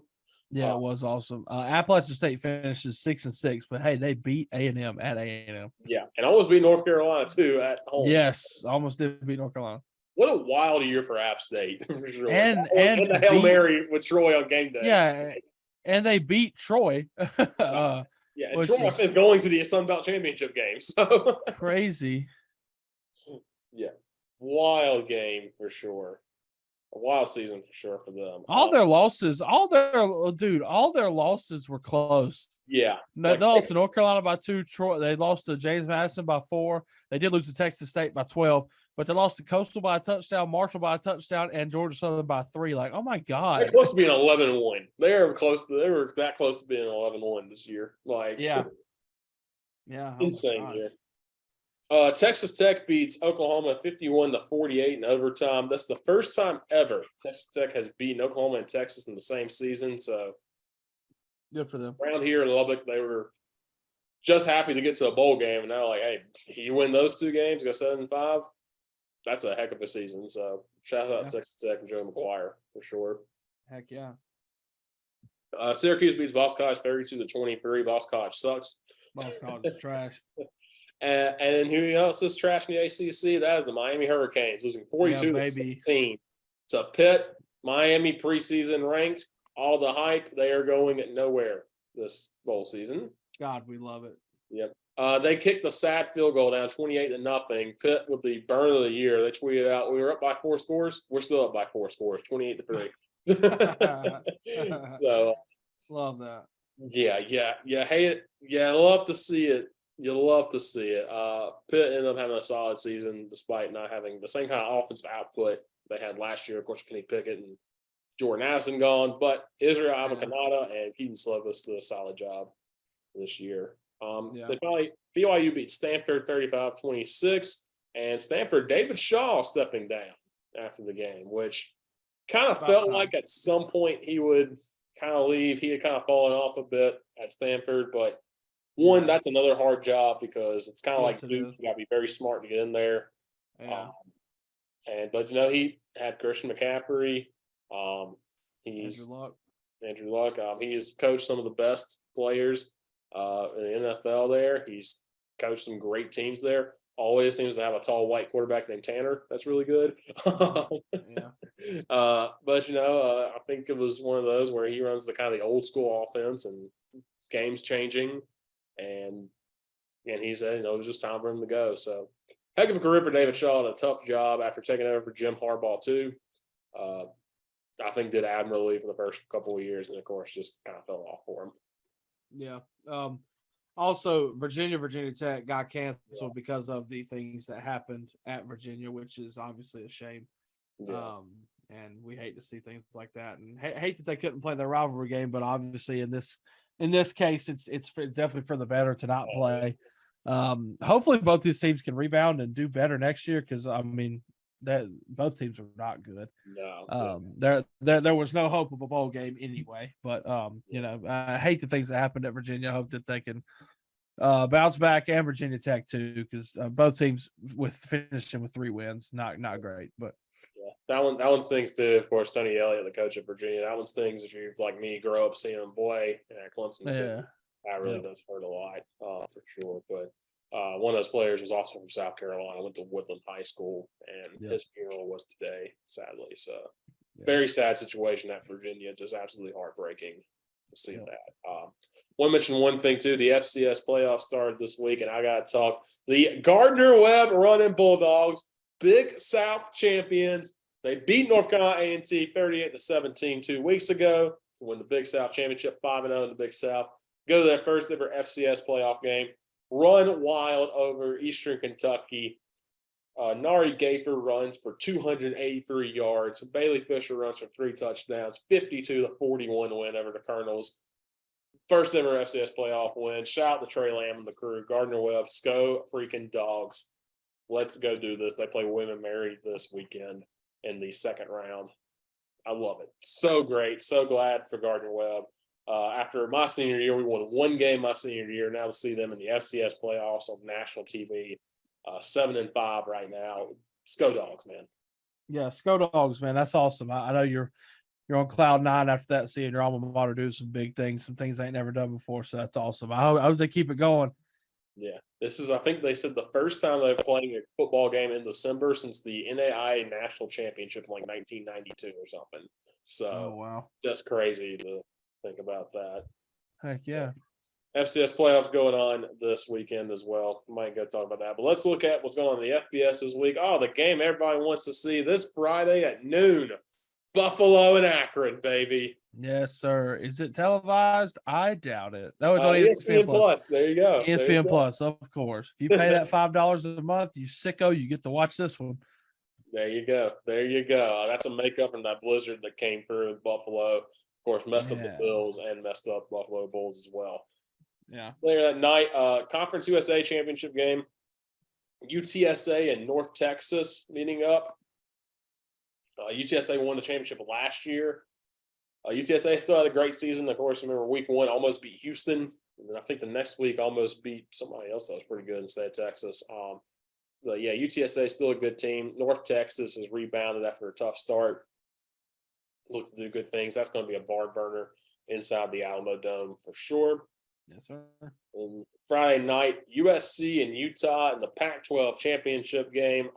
Utah always dangerous in these championship games, man. Last year, the smackdown on Oregon.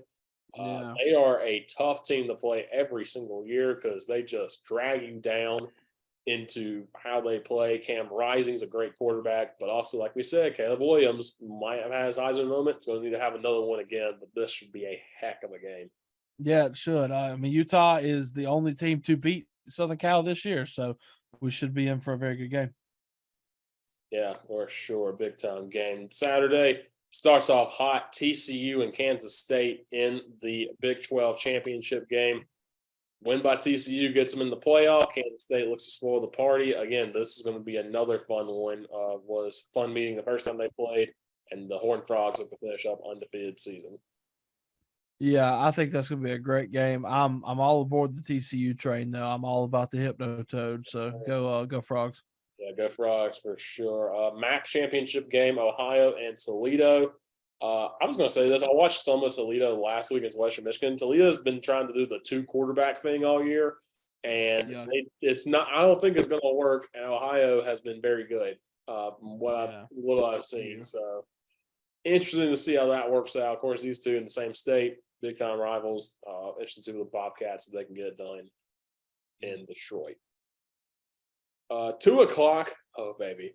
New Mexico State and Valparaiso. Now you're probably wondering what's this about? Well, New Mexico State needs a win to get bowl eligible, and they had a game canceled earlier in the season. They tried to play Virginia Tech last week, but Virginia Tech said they didn't want to come out to Las Cruces. So they asked Valparaiso, who's out of Indiana.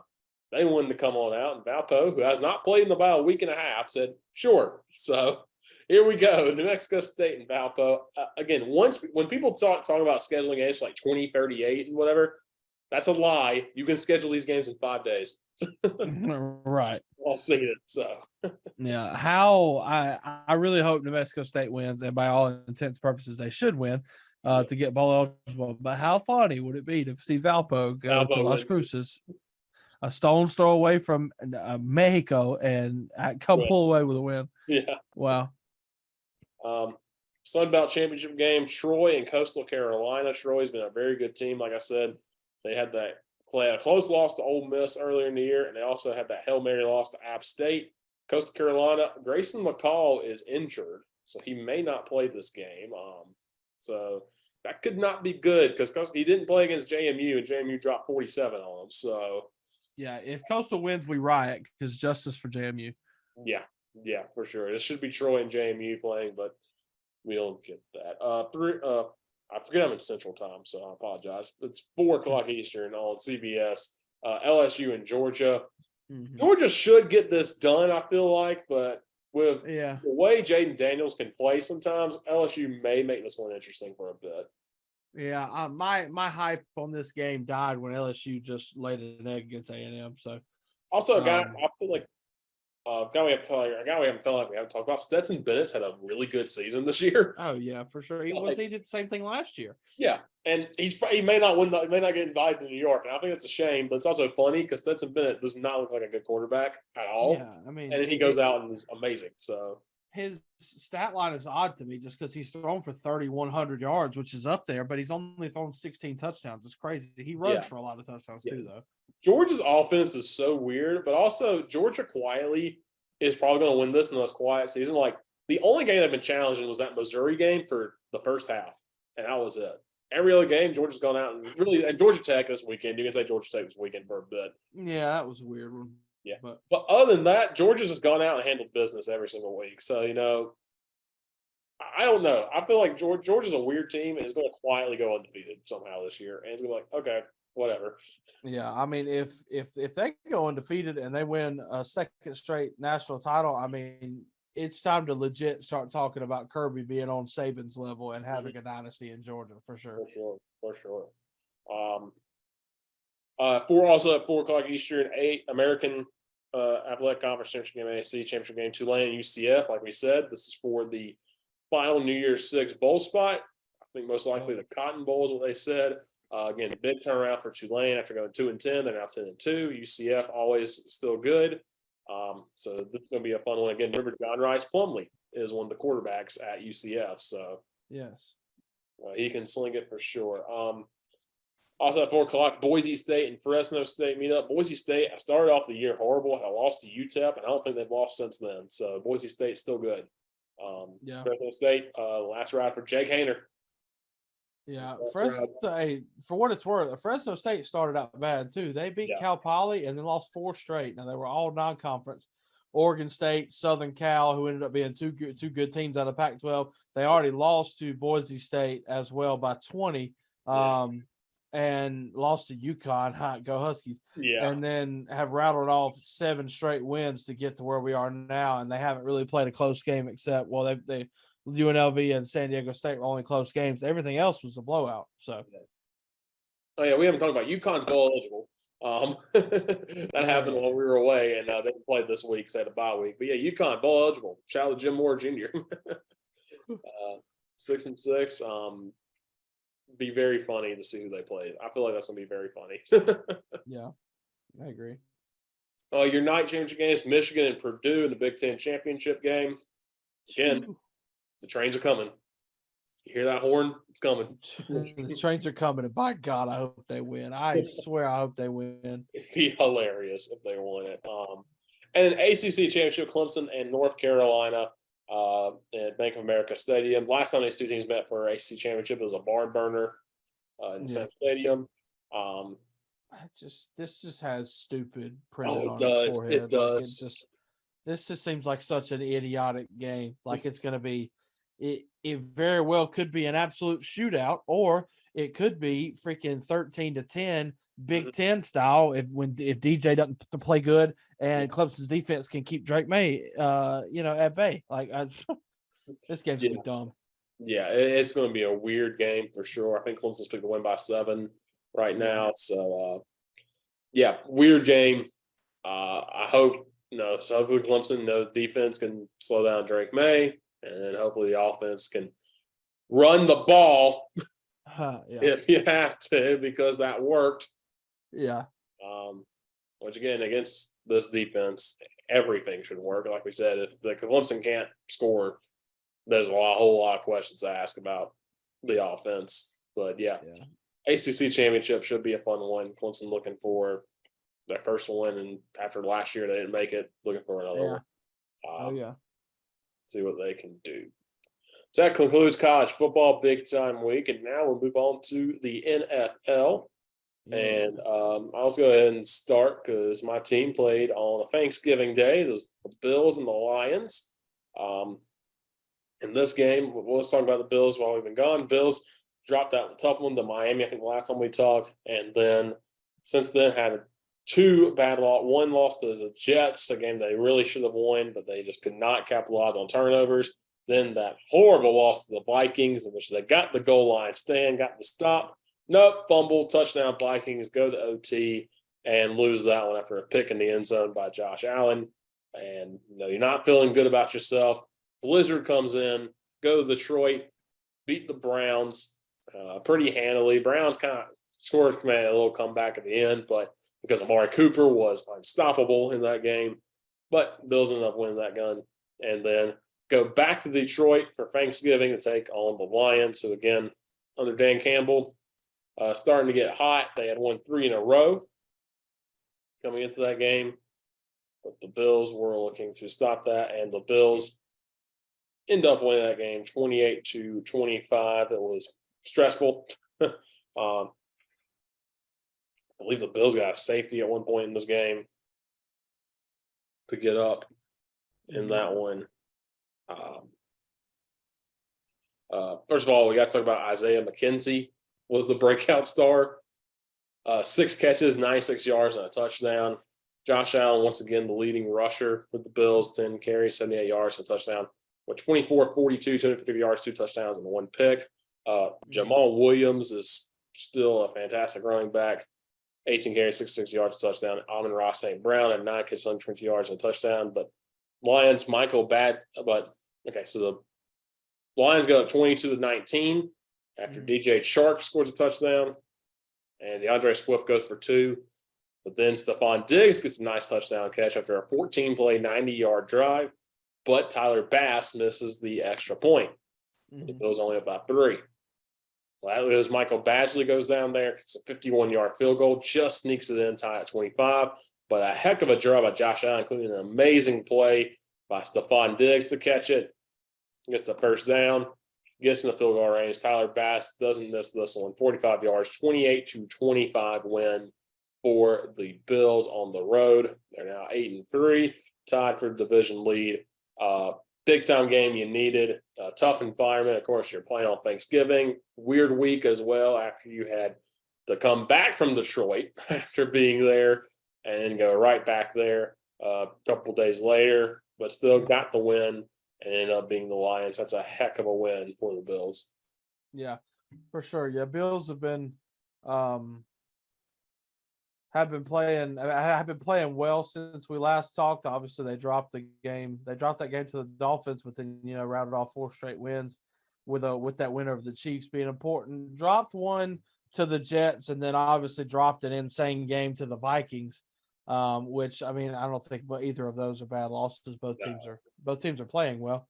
But you rebound, you go to beat the Browns, and then you squeak out a win over the Lions, which the Lions had been kind of surging, so not bad. My biggest concern is just obviously Josh Allen, because they've talked about him having like an elbow kind of injury, like a UCL, like he's got to have Tommy John or something like that. Yeah. And I feel like just these last couple of weeks, like it has shown he's still great, but you could just tell like some of the stuff he's usually able to do, like it just seems like he couldn't do it. So I don't really know what's going to happen there, but regardless, Bills still 8-3, basically control their own destiny. Or they got to if they just keep winning. Obviously, you got the Dolphins to deal with. The Jets are good as well. Patriots are still okay. So it's going to be tight down to the finish, which is not something that the AFC East has been able to say a lot ever. Seems like, but here we are. Yeah, for sure. You'll take that again. Got 2 games with the Patriots left and the game against the Jets and the Dolphins left. So you have time to pull away, get yourself back on top of the division. It's still a good week for the Bills. Good win. For sure. Look at the rest of Thanksgiving real quick. Dallas beats the Giants 28-20. Not really a game that was really in doubt. I feel like the Cowboys controlled this one for the most part. Ended up getting the big time win in this one. So Dallas, Cowboys back after a couple of tough losses to get that win division. And then your final Thanksgiving game, Vikings and Patriots. That one was insane for sure. Yeah, it was wild. I didn't expect it to be as close as it was, but it was. Yeah, Kirk Cousins won a primetime football game. So he did win a primetime game. So maybe he can he get that mantra off his back? I don't know. Exactly. We'll have to see. Move to Sunday. Waff, I'm going to turn it over to you. This is probably the biggest game on Sunday. really across the entire NFL. It was the only afternoon game that had two teams with a winning record. It was a rematch of the playoffs last year, Tennessee Titans against the Cincinnati Bengals, and it was a back and forth game. But Waff, kind of give me your perspective on this Titans game. Yeah, I'm gonna be honest with you. I didn't hear anything you just said because my computer froze. Oh, cool. So Well, sorry. no, you're good. Well, we'll just want to talk about this Titans Bengals game, of course, rematch of the playoffs last year. Bengals got that win on their way to the Super Bowl. Titans looking for some revenge in a big time back and forth game, but the Bengals are able to sneak this one out in Nashville. Yeah, we'll talk a little bit about what's happened since we last talked as well. I don't even remember when was the last time we talked. I'm just gonna roll through. We beat the Colts at the Colts 24-17. So let's just start over. Let's just start from the beginning. Giants game, we obviously lose that. Giants Brian Dable first game goes for it on 2-point conversion. They beat us. We didn't look great. We go Monday Night Football to Buffalo, get absolutely smacked. We're 0-2, looking for any kind of shred of hope. Beat the Raiders by 2, go to the Colts, beat them by 7, and beat Washington 21-17 after a game-sealing interception by David Long. So now we're back to 3-2, and then we had a bye week and played the Colts again, beat the Colts, swept them. That's so important. Yeah. Beat them 19-10, but you're starting to see a pattern here. Like Tennessee's offense, obviously this year has not been anything that's amazing. Derrick Henry's still running the ball great, over 1,000 yards to this point. Was leading the NFL in rushing. I'm pretty sure after this past week he is not now, but it's still up there. So you're starting to see a pattern like these games 19-10, 21-17, 24-17. Like the defense doesn't give up too many points. The offense doesn't score a whole lot, but the Titans will drag you down and they will make you respect them and make you play their game. And you're not going to run on the Titans. That's 100% sure. The run defense has been unreal. Beat the Texans 17-10. Ryan Tannehill's hurt. Is a high ankle sprain. He's out. So in steps Malik Willis. And boy, is he raw. But boy, are there some things that I really do like after watching him play at Houston. Was able to get a dub 17-10. And then to further push the narrative of the Titans, drag you down and make you play to their level, they beat the Texans by 7 on the road. The Texans are an awful team. Like I don't think that's a secret. Yeah. They're 1-8. And then we go play one of the best, if not the best team in football away at Arrowhead in primetime Sunday Night Football. Malik Willis, not even led by Ryan Tannehill, and we lose 20-17 in overtime. Like that game, 100%. If Ryan Tannehill plays, like you can't convince me that Tennessee doesn't win that game. Yeah. I believe that Tennessee does win that game. I'm not necessarily upset that we lost that game. Like that was a great testament to how this team is. Malik Willis was 5 of 16 for 80 yards. Derrick Henry ran wild, 115 yards, 2 touchdowns. I mean, like Tennessee dragged them down to their level. Kansas City was not able to run the ball. Patrick Mahomes threw the ball 68 times. And the only reason that Kansas City won is because Patrick Mahomes used his legs, which is also a hark back to 2019 AFC Championship game where he made that run down the sideline and scored a touchdown. That's what broke the Titans back in the quest for the Super Bowl, which sad. But you lose to the Chiefs, but then you come back, you beat the Broncos, you drag them down to your level. They're awful. I know that.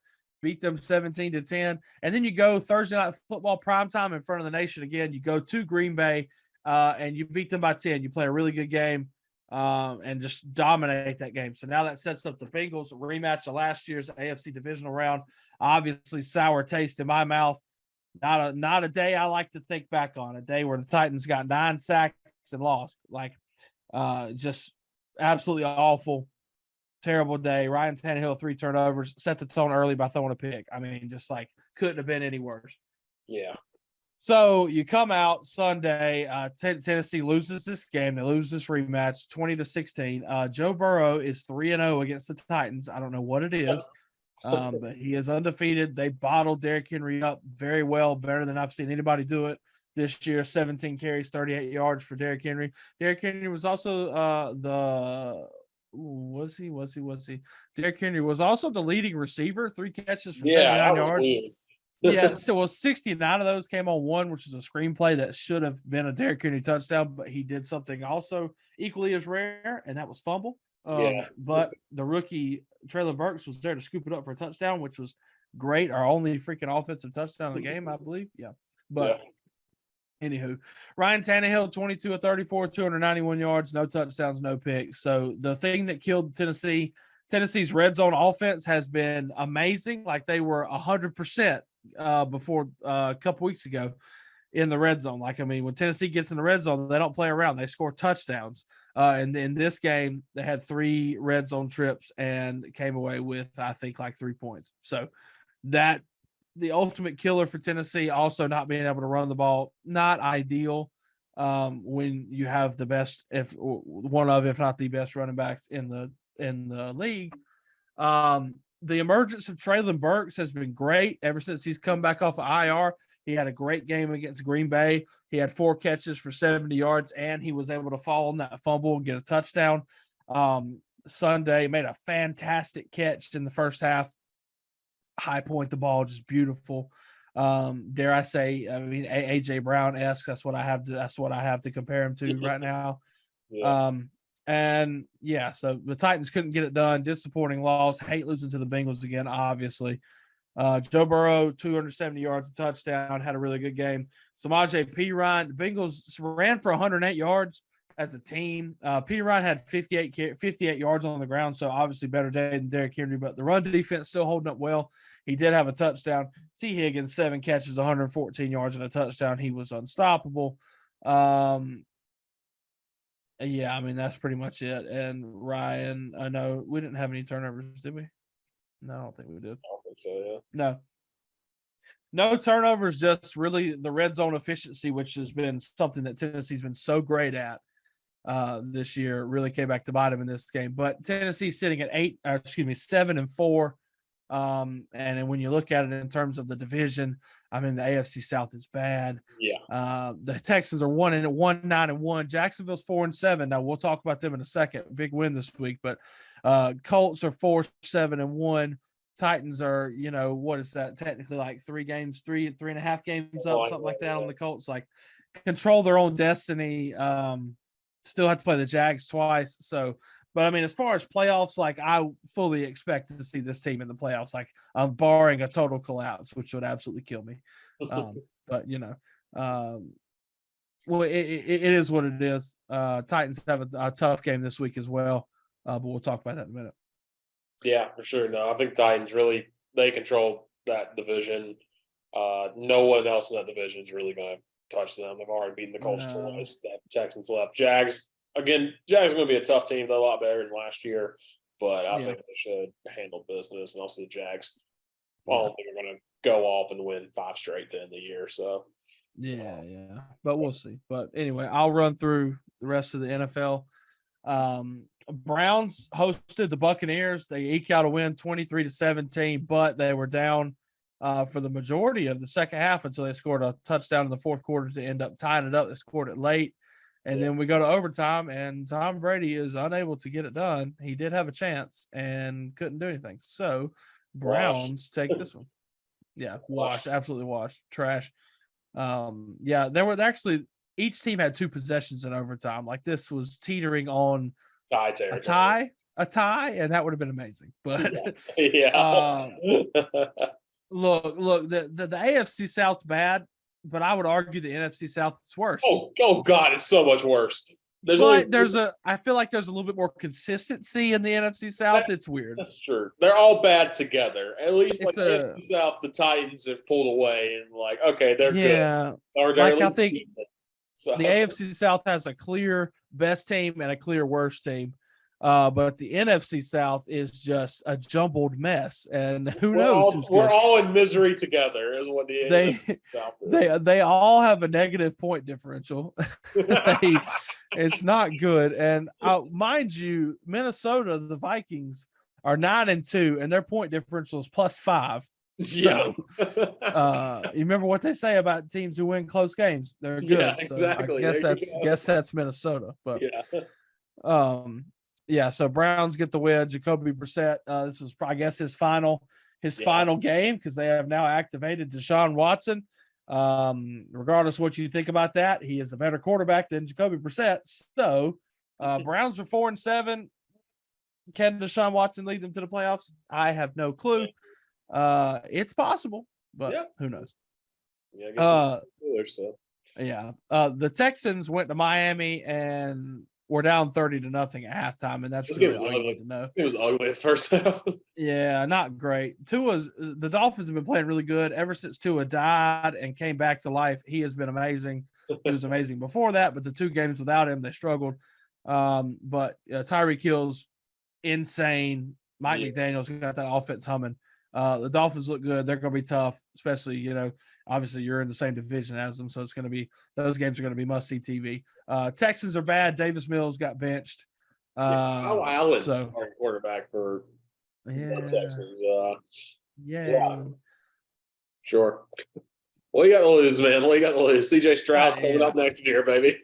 Right. Bryce Young, whoever you Bryce want. CJ Stroud. Somebody's coming up next year. So right. So, speaking of hot young quarterbacks, but this one is actually hurt. Sad.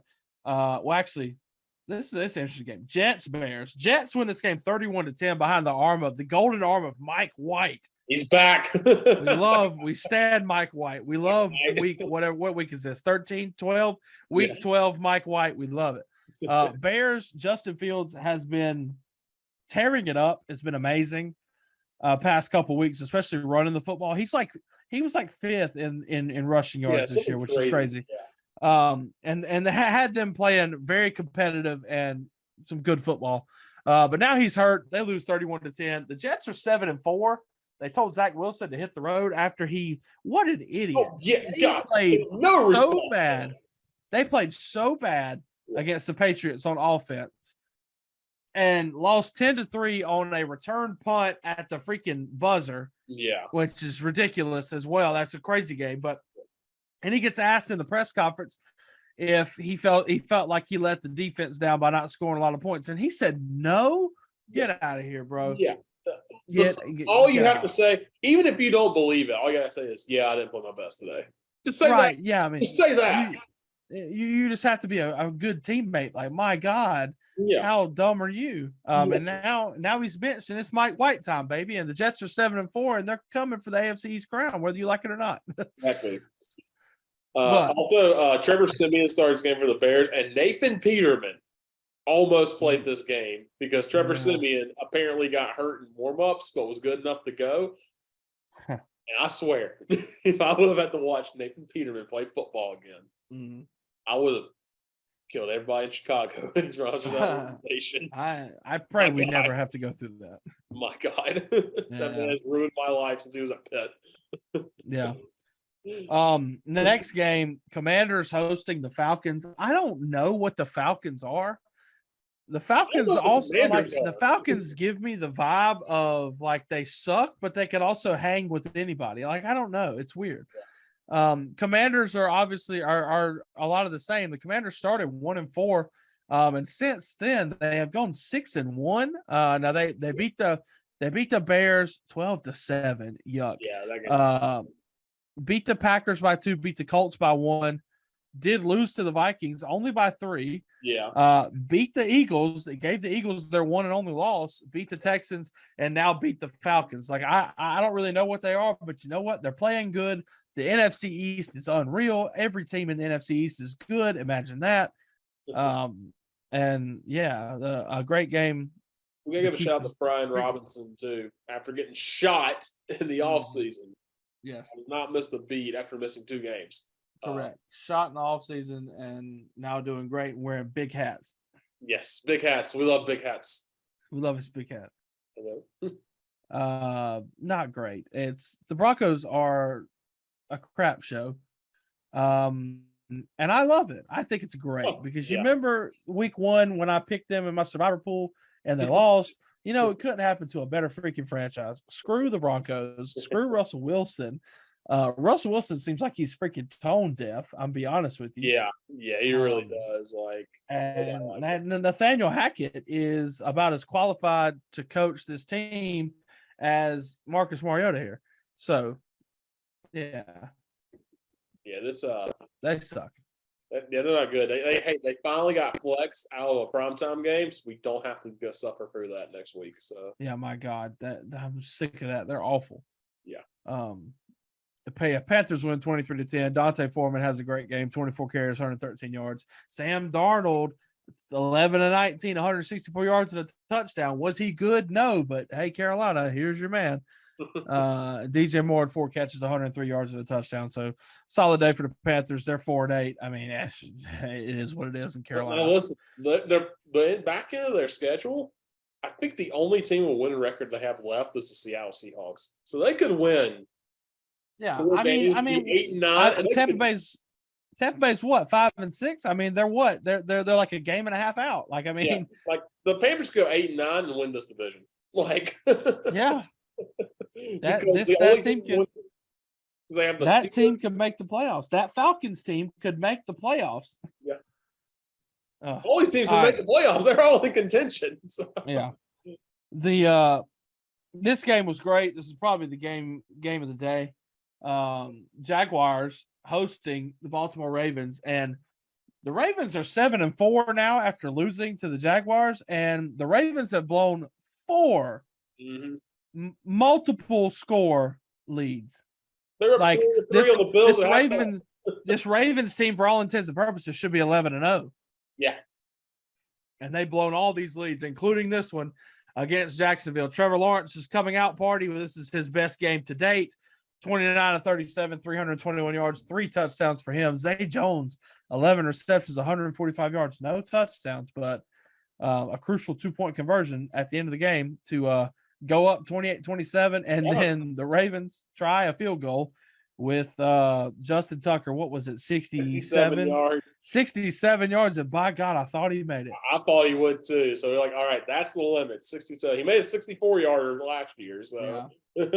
I legit thought he made it. I got real excited, but no, the Ravens blow it. Jaguars, some much needed momentum. Like I said, Tennessee still got to play Jacksonville twice, so we'll see how that goes. I mean, Jacksonville by no means is all the way out of it. They have a lot of uphill climbing to do as far as playoffs, but yeah, especially in the AFC. But no, imagine that Trevor Lawrence has a good coach and has improved. What a shocker! Yeah. Wow, who would have thunk it? Chargers, Cardinals, both teams underwhelming, underperforming. Chargers eke out a win, 25-24. Is a great game. Justin Herbert rallies them. I think Justin Herbert's career record is still 500 or less. Something like that. It's something like that. Like it's ridiculous. Like I know how good he can be, but he's also the definition of mediocrity. It's crazy. Yeah. But yeah, big win for the Chargers. It's the Chargers, like yeah. It's Herbert's whole career. it's the Charger. It's Charger football. That's what it is. Yeah. Cardinals are confusing. They are 1-6 at home. That's ridiculous. That's awful. And they're just a mess. The games. You have to hate life. Yeah, they're an absolute mess. And but James Conner had a great day. 120 yards. Nuka Hopkins had 4 catches, 87 yards and a touchdown. I mean, like they're still kind of performing. They're trying something. It's Cliff Kingsbury in the second half of the season. Nothing's going to happen well. Also, right, they're 0-3 since Warzone 2 dropped, so we know what Kyler Murray's doing. Like, I mean, I'm not saying there's a correlation, but there's a correlation. You know, he missed 2 weeks after the game dropped because played for 2 weeks, and now he's back. And I was like, What about that timing, Kyler? God. All right, moving on. The feel good story of the year, the Seattle Seahawks. Geno Smith, the resurgence of Geno Smith has been amazing to watch, but on this day they did take a loss to Derek Carr and the Raiders, who desperately needed a win. The first year of Derek Carr and Devontae Adams reuniting, throwback to their Fresno State days, has not been great. They're 4-7 after this win. Things have not been great for the former Oakland Raiders. But they get the win 40-34 in overtime over the Seahawks, who have been a good team this year. Geno Smith's been playing playing out of his mind. Somebody that's been playing out of his freaking mind is Josh Jacobs. Yeah, good. This is a prove-it year for Jacobs. They did not pick up his fifth-year option, so he's trying to prove it and get on somewhere else to see if the Raiders will sign him back. But 33 carries, 229 yards, 2 touchdowns. Now, the bulk of that came on the last play of the game, which was a great play. But he's been playing out of his mind. Props to the Raiders. They're 4-7. They got a big uphill battle as well, but trying to salvage their season. Yeah, for sure. Derek Carr, since again, you gotta want it, I think, in this league, and it's been questioned about Russell Wilson wanting it in Denver. Derek Carr made an emphatic speech after they lost to the Colts. Since they have not lost, and then also I believe it was I'm trying to see. There was another player that I talked about made a big speech after they had a loss, and they won the next week. It might have been the Panthers. It might have been Sam Darnold made some kind of speech or something, or something like that. And it's like, and you have Zach Wilson and Russell Wilson out there just tone deaf and not really saying anything right. So it's kind of like, kind of combination for sure with that. But yeah, Raiders tough year, but I mean, they can make a run, maybe make a challenge. It's gonna be tough in the AFC, but we'll have to see what they can do for the end. Yeah, no doubt. Moving on, next game, Kansas City hosting the Rams. The Rams are an absolute mess, obviously coming off the Super Bowl. Matthew Stafford's hurt. Cooper Kupp's done. Allen Robinson is done. So you're talking about playing on the road in Arrowhead, and you're starting Bryce Perkins, who is also Perkins is also your leading rusher, and your leading receiver is Van Jefferson, and there's nobody else on this list that they're bad, and they're in a bad way. They sold their soul, not sold their soul. They made good moves to win a Super Bowl, and now they're just like, they said extra draft picks, and now it's like, well, now you have no draft picks. So right. So I guess this is the price you pay, but you know what? That Super Bowl win is something they'll remember a long time, and I think it single-handedly gets Matthew Stafford in the Hall of Fame. But is what it is. Chiefs playing good, 9-2. Mahomes, great, 320 yards, touchdown. Did have a pick.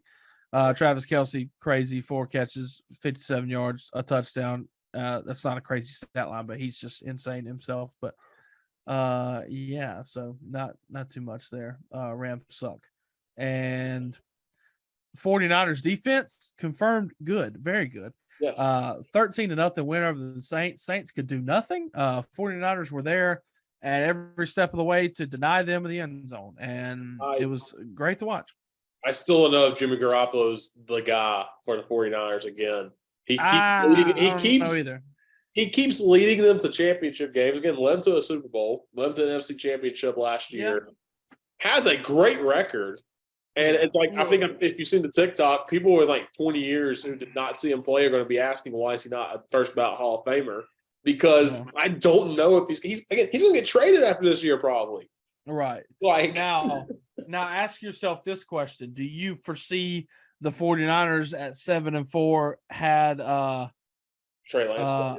Trey Lance not got hurt? Yeah, I really can't say that. I don't think I can say that. So yes, but now the sample size for Trey Lance has been so small. Exactly. And one of those games was that monsoon against the Bears that I really think you can't sample of that one. So right, and then they've been kind of beat up. I know Debo got hurt in this game. I don't know how serious it is or not, but they did get hurt. But the defense is playing out of their mind. Oh yeah. And the 49ers are 7-4, so they're right in the mix of things as far as playoffs go. So Sunday Night Football, the Eagles coming in at 9-1, hosting the Green Bay Packers. Packers last week lost to the Titans. They're 4-7. Things are looking bleak, but the Packers put up a very, very, very good fight. Eagles do come away victorious, 40-33 in this one. So, do we start drama in Green Bay with Aaron Rodgers? Right. Yeah. Jordan Love came in, slung a 60-something yard touchdown pass. Let me tell you something about that touchdown pass. In my fantasy league, one of them, my ESPN one, which is my big money one, it's $100 buy-in. Like the winner gets $1,200. This is serious coin, Richard. Yes. And I'm 5-6, but I promise you, my team is good. I promise you, they are. I'm 7-5. That's on my team. I feel every week about my Yeah. team. I swear to God, my team's good. Like my quarterback's Jalen Hurts. I have Stephon Diggs. I have AJ Brown. I have Dalvin Cook. Like, I mean, my team's nasty. I have Jamal Williams. We're freaking nasty. But God dang it, if everybody doesn't have their best freaking week against me. Anyway, I'm 5-6. I desperately need this win. There's 3 weeks in the season left. Like, I need this win. I just got to get to the playoffs, because if I get to the playoffs, I'm going to make noise. So I have Jalen Hurts and I have AJ Brown going.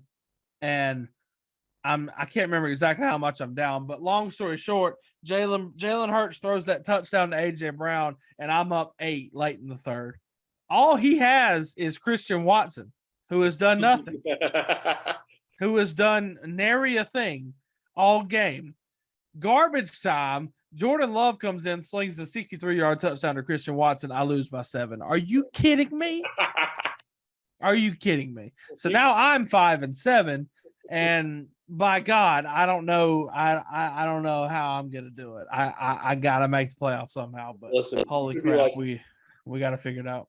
You'd be like me, who had Isaiah McKenzie and Zay Jones on the bench this week. Okay. I had Zay Jones on my bench as well for that league.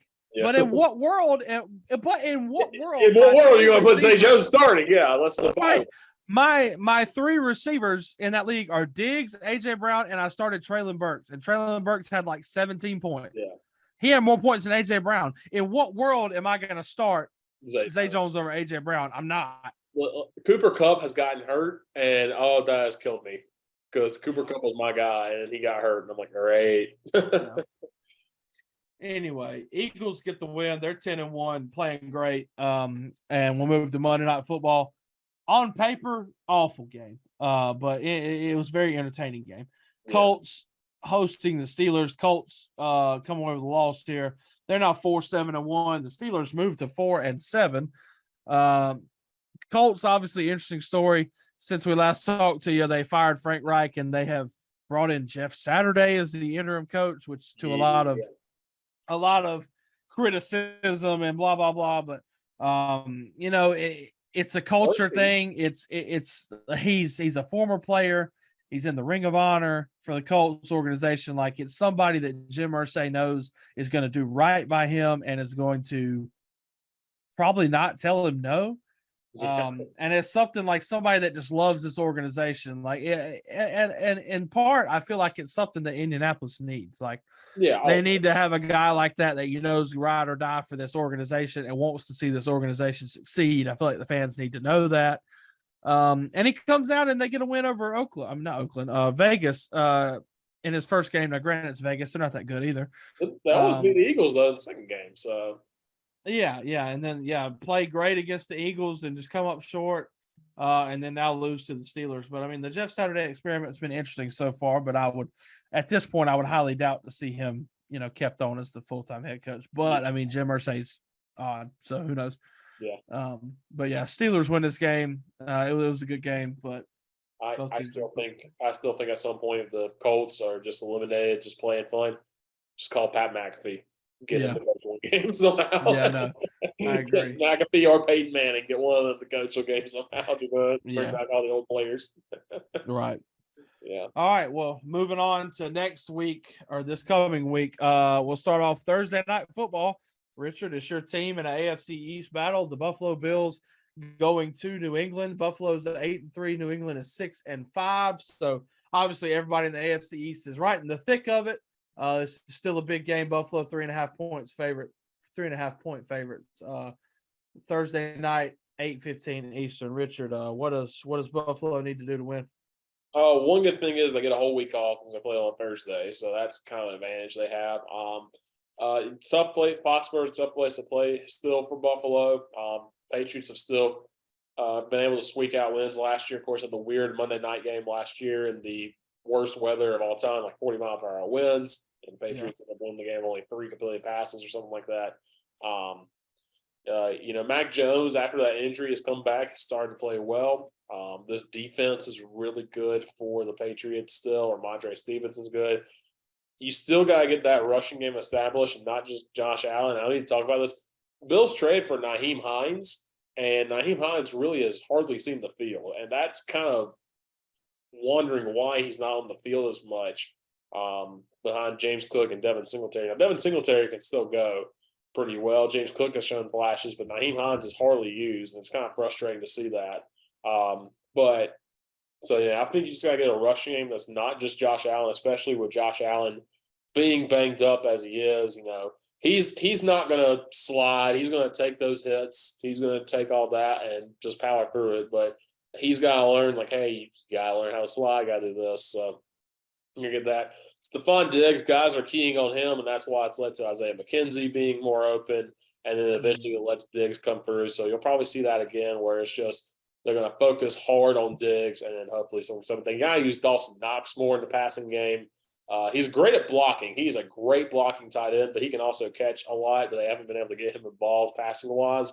But the games they have gotten involved in, Kansas City, they won that game, and I believe he had a touchdown.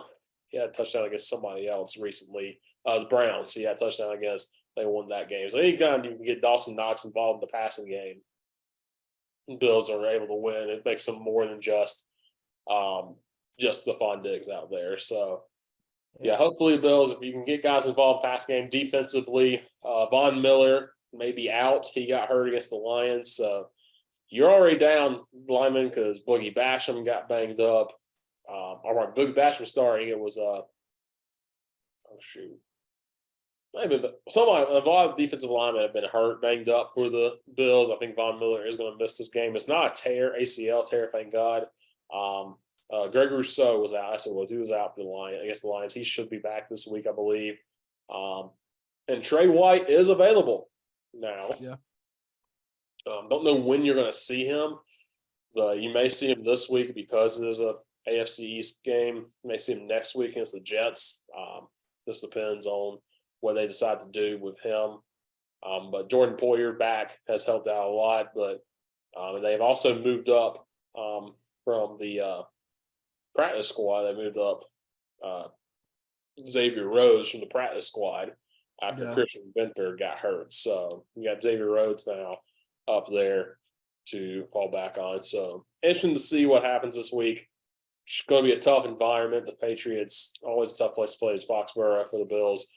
But hopefully Bills can go in and get the win. Patriots are wearing the throwbacks this week, so it's going to look beautiful on TV at least. Oh yeah, for sure. I think it should be a good game. Obviously, going to be a big AFC East battle. But yeah, the Bills a little banged up, but still a really good team. I think that they can go to Foxborough and pull this one out, no doubt. So should be a good one. Sunday, December 4th, 1:00 Fox. The Tennessee Titans are going to Philadelphia to play the best team in the NFL, quote unquote. Let's call it that. But it's not just that. It's not the fact that the Eagles are good. This is a very important game. This is a big game. This is a big game for both sides. And it's a big game because of the fact that AJ Brown is now playing for the Eagles. And personally, I was hurt. I didn't want to, in no way did I ever imagine that on draft night we would trade away AJ Brown. I never thought that in my wildest dreams.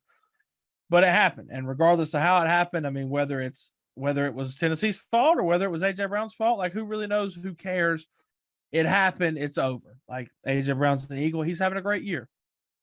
I hope he continues to have a great year. I just hope he doesn't do a thing Sunday. Very excited for this game. Like I said, I think Tennessee can play with anybody. Obviously, that Bills game in week 2 was not good. And I would dare to say, I don't necessarily think Tennessee would win, but if the Bills and the Titans played tomorrow, it would definitely not be 41-7. I'm just going to say that. I think Tennessee settled in. They'll drag you down to their level, no matter what it's going to be. So I think that it's going to be tough. Tennessee has struggled stopping a mobile quarterback, i.e. Patrick Mahomes. And this is arguably the best mobile quarterback in the NFL, maybe with the exception of Justin Fields. Jalen Hurts has been great through the air and also with his legs. And they have Miles Sanders has been running the ball effectively. And obviously they have AJ Brown, Devontae Smith. They got weapons. They got a good defense. I mean, it's going to be tough. It's going to be really tough for Tennessee to go on the road to Philadelphia and get a win. But if anybody can do it, I feel like Tennessee can because like I said, of how they play. And I wish AJ Brown the best, but this Sunday it's all hate. I mean, I'll be honest with you. And you know what? I'm just ready to watch it. Titans 7-4. Realistically staring at 7-5, but like we said, I mean, they control their own destiny. I'm not necessarily worried about dropping a game to a 10-1 team, but if Tennessee can pull off this win, I will be insufferable. Tell you what. So yeah, anyway, should be a good one. I'm looking forward to watching it. Yeah. Yeah, for sure. That was gonna be fun for sure. Since you'll see what AJ Brown does against his old team. Don't you let AJ Brown get locked up out here. Yeah. Don't you let him get locked up, bro. I will be, God bless. They won't want. He'll have to block me on Twitter. Yeah, but anyway, so the rest of the slate, Steelers are at the Falcons. Yep, that just sounds terrible. Marcus Mariota, my dog. Hope he does great. Pitt's a 1-point favorite on the road, and the Falcons are 4-2 at home. The disrespect, crazy. You just don't walk into Mercedes-Benz though. You don't walk into face. You don't walk into face Mariota and Arthur Smith and expect an easy game. Let me tell you that. The Falcons give it to you in the fourth quarter in the stupidest way possible. Yes, always, every time. Packers are going to the Bears. Are they going to have Justin Fields? I don't know. But this will be a great time for the Bears to actually beat the freaking Packers. Yeah. So we'll see. Jordan Love versus Trevor Siemian. Oh, God. The future is now. Having a Trevor Siemian's older than Justin Fields. Yeah. 1 o'clock on Fox. The Jaguars go to Detroit. This is has potential to be two garbage teams, but this could be a very good game. Yes, it could be an awesome game between two teams that are not awesome. So yeah, definitely keep an eye on that one. Jets at Vikings. Kirk Cousins not at nighttime.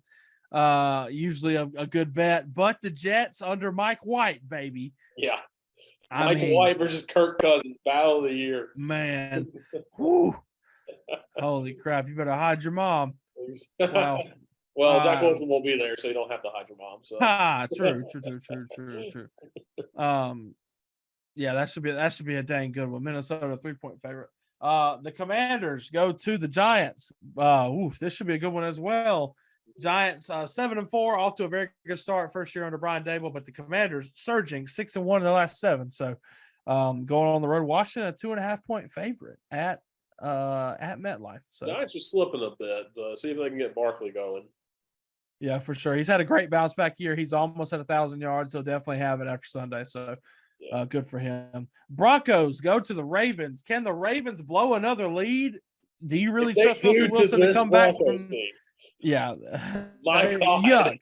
Fire John Harbaugh now. Baltimore better come out and win this game by 30.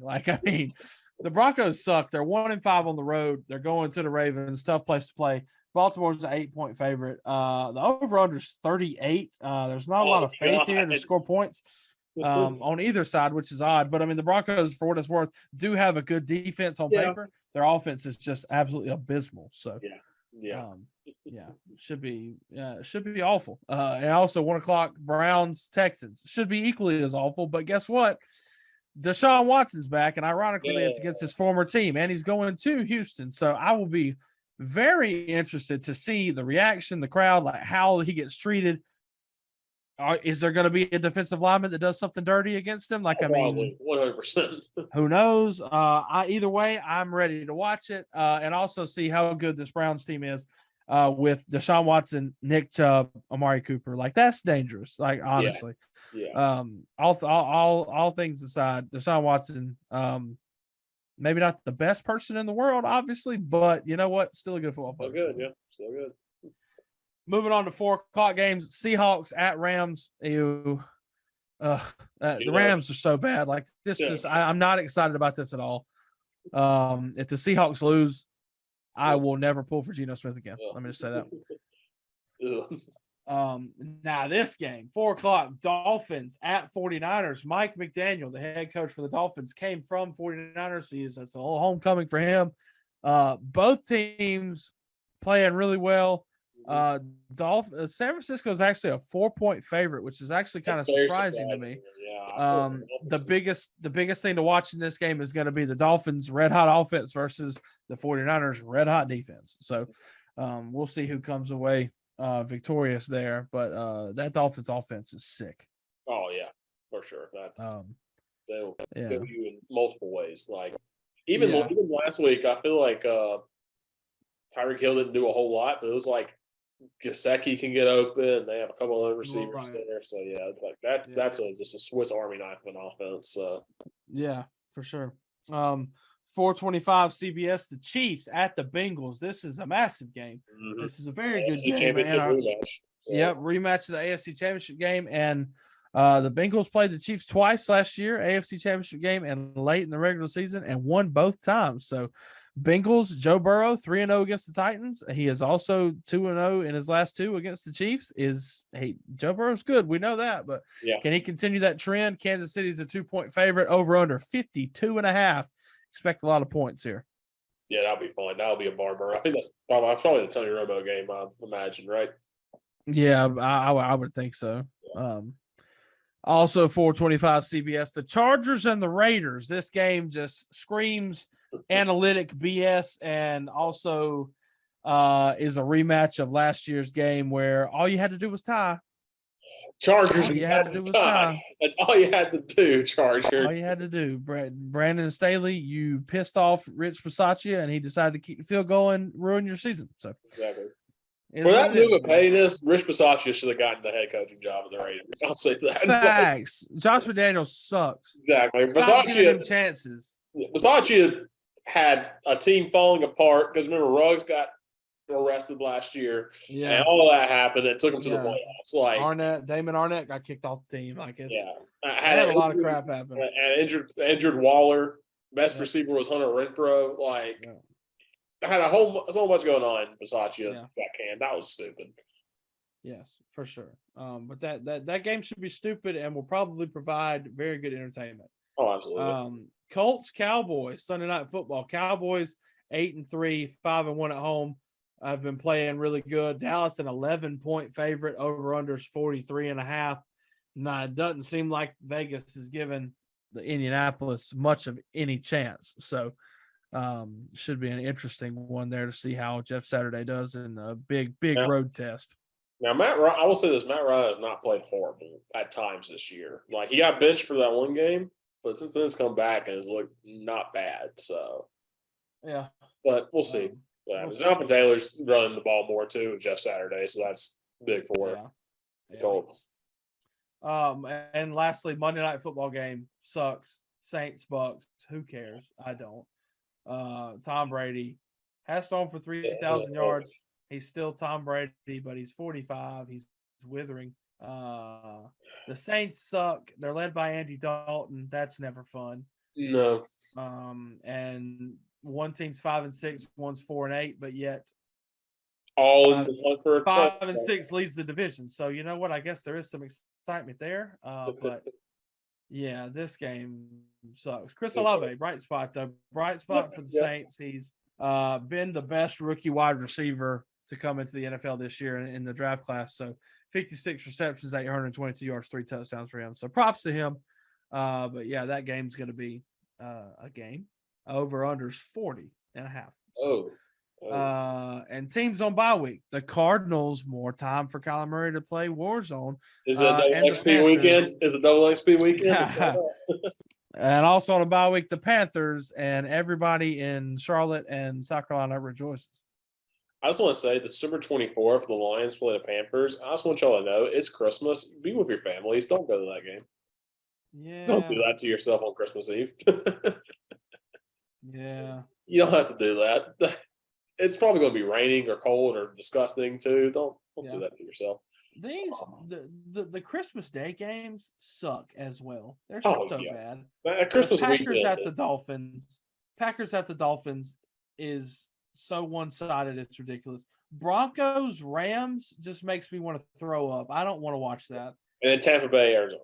Yuck. Like that, those suck. And then the Monday night game's not any better. Chargers Colts. Like Yeah. Like at least Christmas Eve, you get Eagles, Cowboys, yes. Commanders, 49ers, Cincinnati, New England, New York, Minnesota, Seattle, Kansas City. All those are bangers. Like, what was the NFL scheduling, right? They need to flex some of these somehow. Yeah. But yeah.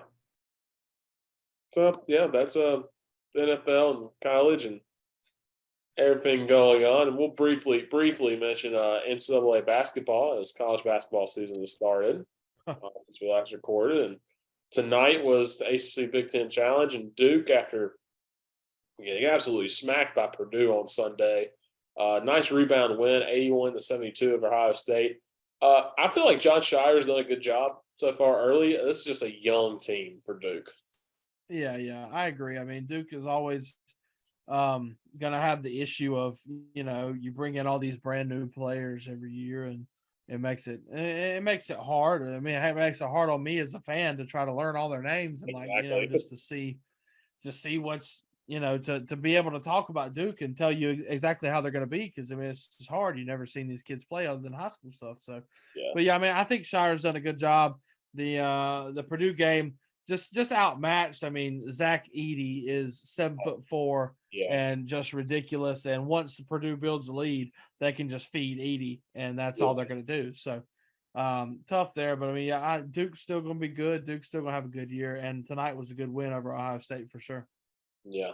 Looking at Team North Carolina, lost 2 straight, lost in 4 OT to Alabama, then just got smacked by Iowa State. They're down by 11 to Indiana on the road right now. So not looking good for North Carolina. Yeah, interesting. Everybody's back too. It's crazy. It's that's wild. Made that national championship run and figured they'd be really good. And they just now if you think back to last year too, I mean, North Carolina was not wasn't amazing in the regular season. It was when they got to the ACC tournament, got hot, and got to the championship game, lost to Virginia Tech, and then just caught fire in the tournament. Yeah, so plenty of time there for sure. Notre Dame's up 56-40 on Michigan State too. That's an interesting one. Notre Dame's 5-1. Florida State sucks. Yes. Purdue won 79-69. Florida State has 1 win this season, and that is over Mercer, 81-72. Yep. They have a loss to Stetson, UCF, Troy, Siena, Nebraska, who's horrible as well. So but Let me tell you. Wait, I think we're thinking the same thing. Yeah, we're thinking the same thing. Yes. Louisville Cardinals. Yes. You know who's worse? God. The Louisville Cardinals. God. They're 0-7. They have lost to Bellarmine by 1. They lost to Wright State by 1. They lost to App State by 1. Okay, all right. They've been playing close games. They've been losing close games. Then they go to Maui and they get obliterated by Arkansas, smacked by Texas Tech, lose by 19 to Cincinnati, and then last night get smacked by Maryland in the Big Ten ACC and Big Ten ACC Challenge, 79-54. They suck. And guess who they play on December 10th? Florida State, baby. 1 o'clock on ACC Network. Be there. My God, what a terrible game that's going to be! I can't wait. Oh, that game is going to just be abysmal. What's also funny is that Houston is number 1 in the country, which is like, okay, that makes sense because Kelvin Sampson's got a good team. No. The rest of the American is so bad. It's not even funny. Like, Memphis is 5-2, Tulane's 5-2, UCF's 5-2. Okay, whatever. Cincinnati's 5-3. Okay. ECU's 5-3, but they just lost to South Carolina State, who was 0-9. Yeah. Wichita State's 4-3, but they lost a bad game. Temple's 4-4. They beat Villanova, but haven't done anything since then. Yeah. Houston's going to just roll over this conference, and they may be number 1 all season. They do play Alabama and Virginia in the next couple of weeks, which those should both be very good games. Yeah. But still, as of right now, I don't know who's stopping Houston in conference play. Yeah. Let me also tell you who is very bad. And that's South Carolina. South I Carolina saw that is score. very Oh bad. God. Very bad at basketball. Now, this is first year new coach Lamont Paris coming over from Chattanooga. We have G.T. Jackson, who was one of the top players in the nation, right out of Columbia, out of Ridgeview High School, and like he's pretty good. He's young and he's raw as hell. But the South Carolina beats South Carolina State by 3. You just said South Carolina State was 0-9 before beating East Carolina. So I mean, like, they suck. We beat Clemson. I don't know how that happened because Clemson has kind of turned it around. I have a theory on that I'll get to after this. So okay. Yeah. Beat Clemson by 2. Beat Clemson in basketball for the first time in a little bit. Get smacked by Colorado State in Charleston by a 32. And then lose to Davidson by 9, lose to Furman by 19, beat Upstate. I mean, it's Upstate by 15. And then right now they're playing George Washington at George Washington on CBS Sports Network, and they are down 20, but it was worse. Yeah. It's not. It's awful. It's just not good. I mean, it's first year of a new coach. I mean, I guess I can't. Oh yeah, and you have one great player, and just kind of figure it out. So you know what? It is what it is. But wow, that's bad basketball. Yeah. So here's my theory on Clemson. Okay. Yep. Clemson. Let's just go through the season up till about last Saturday. So they beat the Citadel opening night 80-69. Struggled a little bit, pull away. Lose to South Carolina, like you mentioned, by 2. They beat Upstate 81-70. That game was really not in doubt. Beat Bellarmine 76-66. Close game, but ended up winning. Roll over Loyola Maryland 72-41. Then they play Iowa, who's number 25 in the country. Take them to the wire 74-71, the Emerald Coast Classic semifinal. Now, that was on Black Friday. Clemson, South Carolina play each other at noon in football. Game ends about 3:30 or so. Now, you know this, I know this. Clemson against NC State back in 2017 or 2018 should have lost that football game. But by some miracle of God, the wind blew a field goal out of play. And NC State, I think, missed like 3 field goals that game. Clemson wins in overtime. Clemson goes to the national championship that year, wins it. Yeah. Since then, Clemson basketball has had so many heartbreaking losses. I remember they lost 2 games in a row on buzzer beaters to Miami and NC State. Now, they did beat North Carolina for the first time ever in Chapel Hill, and then COVID hit. So you're welcome, universe. But Clemson basketball since then has just been cursed for a couple of years. And everybody made the joke, Clemson traded their soul for a national title and to be horrible at basketball. Or to never win at basketball. Yep. Well, Clemson loses first time in 40 games to South Carolina. Yep. That night, the basketball team beats Cal 67-59. It was like, okay. Now they finished 3rd place in this tournament, whatever. Last night, they played Penn State. Everything that could go wrong for Clemson went wrong. Clemson was up 69-62. Penn State goes on a 9-2 run at the end, gets a 3-pointer at the buzzer to tie it up 71-71. Go to OT. First OT, PJ Hall makes a shot as time with 5 seconds left. So the second overtime. Clemson missed like 12 free throws. Clemson somehow wins this game in 2 overtimes. Clemson never wins these types of games. They always lose these. I think Clemson football losing broke that curse, and Clemson basketball is winning the ACC this year. Right. Because since they lost, they're 2-0 over 2 Power 5 teams and won a stupid game they had no chance of winning or shouldn't have won. So the real question will be if they can beat Wake Forest. They play Wake Forest this Thursday or Friday, excuse me. If they can beat Wake Forest, then we'll know if the curse is broken or not. So we'll see that soon. But that is my theory on football basketball so far this season. Yeah, no, I mean, it makes a lot of sense. Yeah. I also want to give you an update on our beloved IUPUI Jaguars. Yes. They are 1-6. They have a win over D3 Franklin, 59-45. They lost by 3 to New Orleans, though, on the road. So they have a close D1 loss. They start conference play soon. And then they have Spalding, who is a D3 school. And then they have the Southern Indiana and Texas A&M Commerce, who are the two newest D1 schools. So maybe they get a win over them. Yeah. We'll see. But yeah, our beloved IUPUI Jaguars are What conference are they in? Horizon. Horizon. That's right. They're not last. Green Bay is 0-6. So. Yeah, I'm doing the scroll through the conferences right now to see who's got no wins, and you can add Monmouth to the list. Monmouth is 0-8. Central Connecticut State is 0-8. Chicago State, surprisingly, not winless. They're 2-6. I think one of their wins is IUPUI. Cal is 0-7. You said, yeah, like you said, Green Bay is 0-6. Cal's only down by 5 to USC at halftime, though. So South Carolina State has a win, but they suck. Delaware State has a win, but they also suck. Yeah, I love highlighting bad basketball. Yeah, Central Connecticut Blue Devils suck.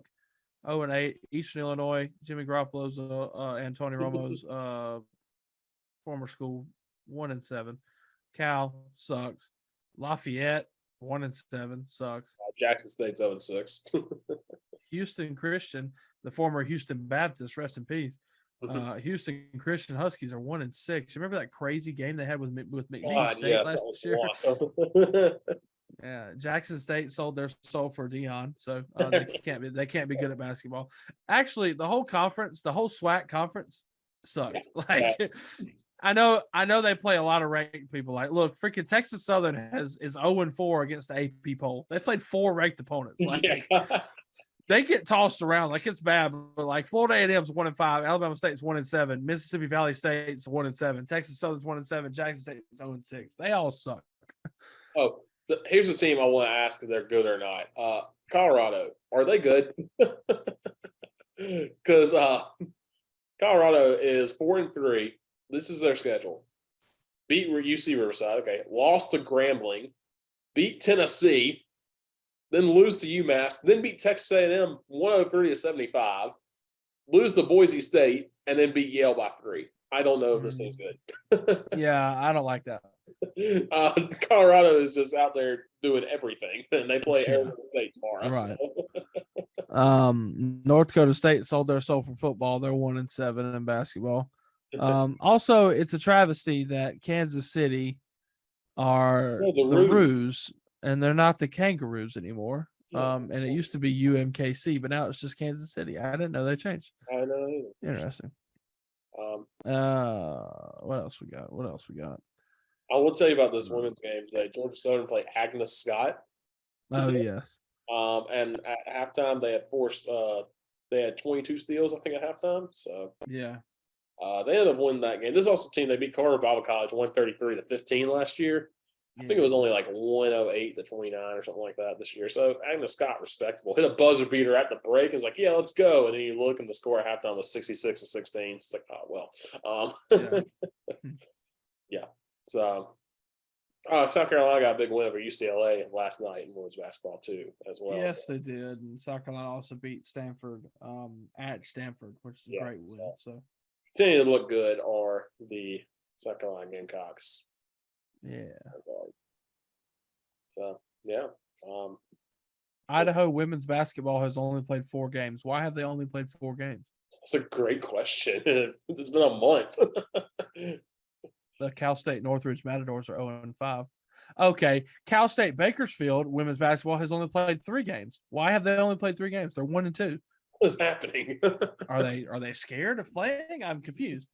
Couldn't get any money games. No one wants to pay them. Rice women's basketball is 6-0, but they're listed as second in the conference behind UTEP, who's 6-1. I don't understand. Neither of them have played a conference game. Why is the order wrong? Both Division I independent women's basketball teams are 0-8. Amazing. Oh God. Chicago State's 0-8 and Hartford is 0-8. That's awful. Oh God. It's so awful. It's so awful. It's beautiful. St. Peter's Peacocks, not our boys of destiny from last year, but the women, not of destiny. They're 0-5.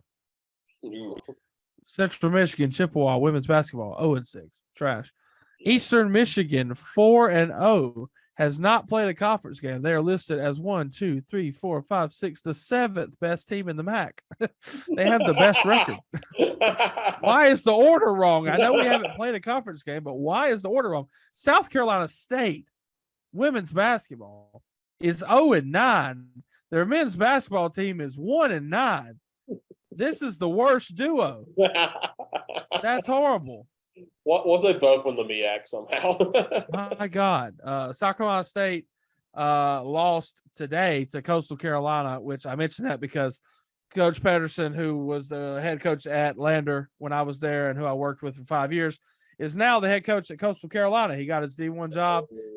Very happy for him. And this was his first D1 win against a D1 opponent because they beat Kroeger already. Yeah. Kroeger's D2. So this is his first D1 win as a D1 coach. Very excited for him. Things are not going to be great this year. First year, new coach. Like, it's going to be a struggle. But I have nothing but the utmost faith that him and Coach Shu and Coach JJ and the staff that they've built and the way that he coaches, I have nothing but the utmost faith that he is going to turn Coastal into a powerhouse that is going to win the Sun Belt and compete sooner rather than later. Like, I have no doubt in my mind. The system that he runs, it works and it's going to work. And the girls that he recruits, once he gets his girls in there and gets some athletic guards in there and some bigs that can fly, they're going to run all over you. And you better watch out. So props to Coach Patterson. Love him to death. Very excited for him. Can't wait to watch some more games this year. But yeah, for sure. That's going to be exciting for Coastal. Yeah, South Carolina State sucks.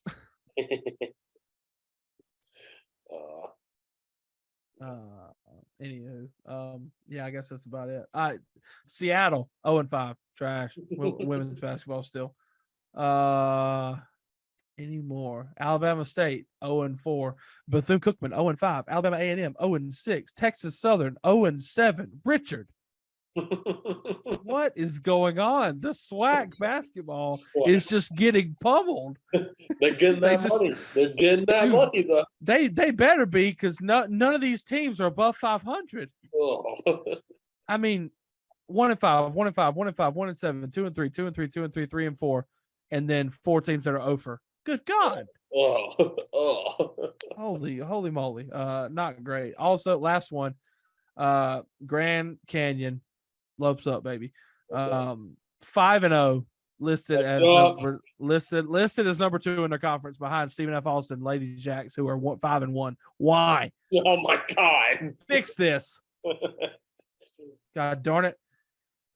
All right. Anyway, yeah, I'm done. That's enough. Yeah.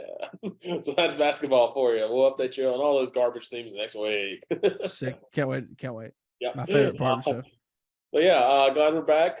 We've talked about so much stupid stuff here. Probably so much stuff. 2.5 hours worth. I'm tired. My eyes are heavy. Yeah. Yeah, going to be a great weekend of football for sure. College and NFL, great week of basketball, and we'll be back next week, hopefully, maybe we'll take another month off. Who knows? Who knows? We'll let you know for sure.